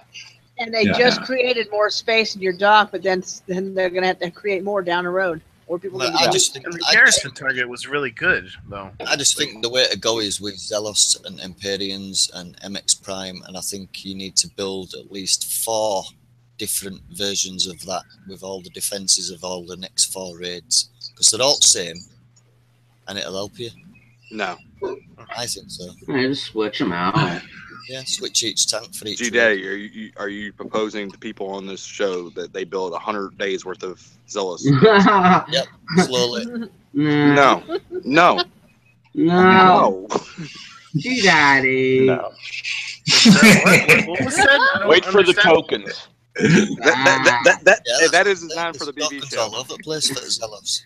Just build one complete and then switch them out. No, they got anybody that built the general fleet this time around was smarter than the average bear, and they got their worth. It's never gonna happen again. No. Your daddy quit stealing the picnic baskets. You got the Phoenix. You don't need that stuff. Build the Phoenix. Stick to the fucking. I'm building Phoenix. Stick to the targets that are designed for the specific holes. That was a fluke that the fucking generalist worked at. It might not have been a fluke. I always talk about systematic stuff. That might have been systematic, but we all fucking bailed out on the Zealous during the siege raid, right? And so nobody was going to invest in any of the generation anymore, right? Going forward, are we all like kind of on that page? No. Yeah. Well, it was sold that way. I didn't do any generalist, so. Yeah. So we all went a different way. Then they're like, all right, we're gonna burn all y'all for not investing in this, and then so now it's gonna go the exact opposite way. Yeah, but some of us It wouldn't actually surprise built me at all Zealous. if the Jet Carrier is the best one going forward. It would not surprise me at all. Yeah. They try to make you guess, man. Always guess. But if you invest 100 days into a hole that the stats don't look good at all. They don't look good at all on this thing. They always have the same attack. Each one has the same attack of what they always have. Like FMs always have explosive and penetrative, don't they? So you always build your tank. Yeah, but you're always refitting the same ships, and so every month you're spending fucking. FM is too. You're spending 3 months refitting it to get to the point where you have to refit it for the next raid cycle. That's exactly. It's not good advice. That's why I said build 4. If you build 4, you can build for each defense. Well, if you build 16, 50. I mean, either you gotta refit your generalist shit. Or you get the new stuff, and you're gonna have to scrap it because you get so much of it that you're gonna scrap it for charged armor. I mean, you're gonna scrap it for charged armor. That you've won all your shit with. Hey, G-Daddy, I'm just playing with you, but I can see 130 generalist ships inside your dock. Whatever that means. Maybe. But yeah, but as far as G-Daddy, as far as that goes, as far as the constant refitting of the generalist ships. Let's say in this current raid cycle, you had your Imperium Primes and all that kind of stuff, and you're going to refit them for the upcoming raid. Now, what are you going to do the FM with? No, I said you have a tank for each of the raid's cycles. Just one tank. You make one Zelos the tank. You can fire whatever. How would you tank against the Reaver? A different Zelos. You're saying a different Zelos for every. Yeah, different Zelos for. Well, let's say next raid, right, is assault in it, right? So it's. So why would you have a Zelos? You can't run a G-Daddy. You can't run a tank unless they have retargeting. The only thing that this fleet so far has had is retargeting towards mortars. So everything else you're gonna be stacked running it, and you're gonna be taking all that damage with the worst repair modifier in the game. Build your Phoenix. I'm building my Phoenix already. Yeah. That's That's the easy way to get around it. Because right now, from what and we rank the shit out of that thing. Yeah, because what we've seen so far is the expectation is that if you're going to go generalist, you're going to want to have 5 zealots. Yep. Until they release something else. Yeah. Well, although I mean, this last raid, I heard some people doing it with 1 zealous with the cannons, like the 100s or maybe it was 80s. I don't know what I heard, but people are doing the 130. Somebody was doing it free. Going robot. Hefe. Okay. Can you hear me? Okay. Just by Yeah, I can hear, yeah, I can. Yeah, we can hear you. Okay. Just wondering because I keep on getting ignored. Dennis. That's probably because of your views, Daniel. Sorry, Daniel. Sorry. Don't take it. I didn't ignore him. Sorry. Don't take it personal, Daniel. No, I just Sorry, think Daniel. I've got points. I just see Yeah. I just see the arg guy. Let's go to after. All right, we just passed our second hour, so Oh, jeez. So we're only 15 minutes behind the TFC show. Then is what you're saying? Son of a. Well, we take the average after a month, so we're way fucking ahead of them. Yeah. So, does anybody have any good parting words or anything? Because we might have delved into mood at the last bit. So I have one really actually positive thing to say. Okay. Go ahead. Customer service was absolutely fucking phenomenal this last raid. I had a lot of glitches and a lot of problems with performance of the raid. And as a paying player, as a player that's been a long-term player, it was really nice to see them not question me about a lot of things and just like make me get back in the raid by giving me coins or tokens or this or that. Did good this raid. It was they answered with 12 hours of every ticket I had, and I just want to give a big props to them because they were phenomenal. Yeah, that's good to hear. It's good to hear. Yeah, the last time I put a ticket in, I got good at service. I think they are on their toes now. For a little bit, anyway. Call center now in India, who didn't know how to play a game. Yeah, I know. Friday night it was really laggy. I mean, I couldn't even log on to my game, but it was bad. But it makes it feel a lot better when the customer service is not making you feel like you made the mistake. Yeah. But are they actually giving you back, though? Are they giving you back enough, or are they giving you back more than enough? Yeah, yes and no. I mean, to me, they basically compensated me for what my damage was, but I could pick and choose what I was using that on, like when I wanted to play it. So it turned out to be a big benefit for the player because, but I had to coin those repairs to get back in the game when I was actually playing it. So it was just compensating me, but I was able to do a little bit more efficient than what they were compensating me for. Does that make sense? Yeah, because at one time when I used to be able to get support, when I told them about like a 17-hour fleet repair, they sent me 50 gold, and that's where I got my gold from in first place, from Kixeye. Well, again, I don't expect them to always do that kind of stuff, but I think it's like the drug this raid was awesome. They've given you that coin, you've spent it, and you're like, oh, I need to spend more, and you bring it back. Yeah, I kept on spending gold, knowing that every time I had a glitch I ran straight in. I had a big problem with the channel of death. Yeah. And somehow my ships would just like start going crazy, like sometimes through there, and it was like 12 plus coins every rip. So like every time there was a bug in that particular part, or every time we ran into a stirb, every single time that it was a 12 plus coin repair, and they sent me 30 gold like 2 times, and so I'm like, it was a time efficiency, but I kept on coining. If they had not comped me that, I would have stopped the raid on day 1 or day 2, and I would not have played. Because I would not have felt safe with the network that they had and the customer service they had. I just really want to give a big shout out to them for that, because they gave me the confidence as a player, even though there was mistakes on their end. They admitted to it, and that they compensated me for the coins that I had to get right back into it. I had the confidence to coin again. Good on CS. About time they got some. Yep. I mean, that's interesting because I was having major lag issues as well, but it wasn't I didn't have that much of a problem with you guys. It was just a lot of lag. Daniel, there was a lot of lag. There was a lot. Daniel, it was very glitchy. Extreme lag. Yeah. No, they admitted to it. They admitted to it in multiple tickets, and that was different. You know when they did the Visego's assassination thing. Yeah. Don't you think there were less lags on that day? Yeah, that's when I had the most problems when they came out with that. It was like, I don't know, a day into the raid. They came out with that new video, and yeah, I agree. It got bad there for a little while. I couldn't even log on to the game. I mean, it was like that announcement, though, what I'm talking about, when they did that announcement, the lag totally went. I could move my map just by holding left mouse button down and throwing it across the screen, and the map would move fast. Yeah. I had a lot of problems redeeming stuff too. I had sent in 4 tickets during this whole raid. One of them was an 84 that would not die, and nothing was left in it alive because I even hit the arrow S to see if there's anything alive, and they gave me gold for that too, for an 84 that wouldn't die. But on that same day, right? On that same day that assassination I was clicking turrets and it were driving to the correct range.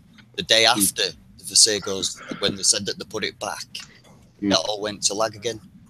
Well, I don't know. It's just I wish they would fix the issues, but because I would play in the mornings, and not in the afternoon because afternoon is the busy time. Yeah, exactly. But when you got into the afternoon, I would just shut off the game. I couldn't play. It was so laggy. Well, but Daniel, did you send any tickets in? Because that's what I'm trying to say is they restored my faith because I knew that even if I had tremendous lag and I was getting my fleet killed in one shot, at least I felt like if I coined the repairs that they were compensating me for it on the other end. So I didn't right back in the game, and I wasn't upset. I wasn't upset about it, and I didn't do exactly what you're talking about. It's just quitting, like, and saying I'm not gonna play today. Yeah. I sent in a ticket earlier the before the raid because I was doing the Scourge defense grids, and my Cannoneer fleet just stopped responding. Like literally, you just that happens a lot on those targets. It's in the 99, and like it would just sit there and just take the beating from the center tower. Yeah. I was like, no SOS, no nothing. It was just your fleet just unresponsive. It's just stop. It makes you feel like they want you just to coin it and just like that's part of their strategy. I'm not coining that. That's like what 30 coins. Daniel, were you want to win that target? But you're going to walk away from 15 Well, you hours, want to right? win that target. Until it's repaired, you're not going to play the game again, right? Yeah, I walked away.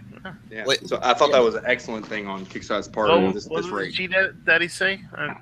Were you want to win the target? No. Dude, the 99s are like the most bugged No. targets. I don't auto the targets. Not with Cannoneers. No. I would auto with the Ironclads, maybe. Yeah. So you were watching the battle, I'm saying. Yeah, 99s are the most bugged targets on the entire game. I would click on one spot, and then the ships would go to that one spot, but then when I try to click someplace else, they wouldn't respond. They would just stay spots there. on the map. It's what it is dead spots on the map, I think. No, I was clicking all over the place. Red, did you notice that your ships were getting a different line, or you were getting fired into a different target at a certain point and getting chucked back as if it were lagged? You know what I mean? And then coming in at the correct point. Did you find that? No, it wasn't like that. It was more like they wouldn't respond at all. I would click all around the targets. I know where everything is on the 99.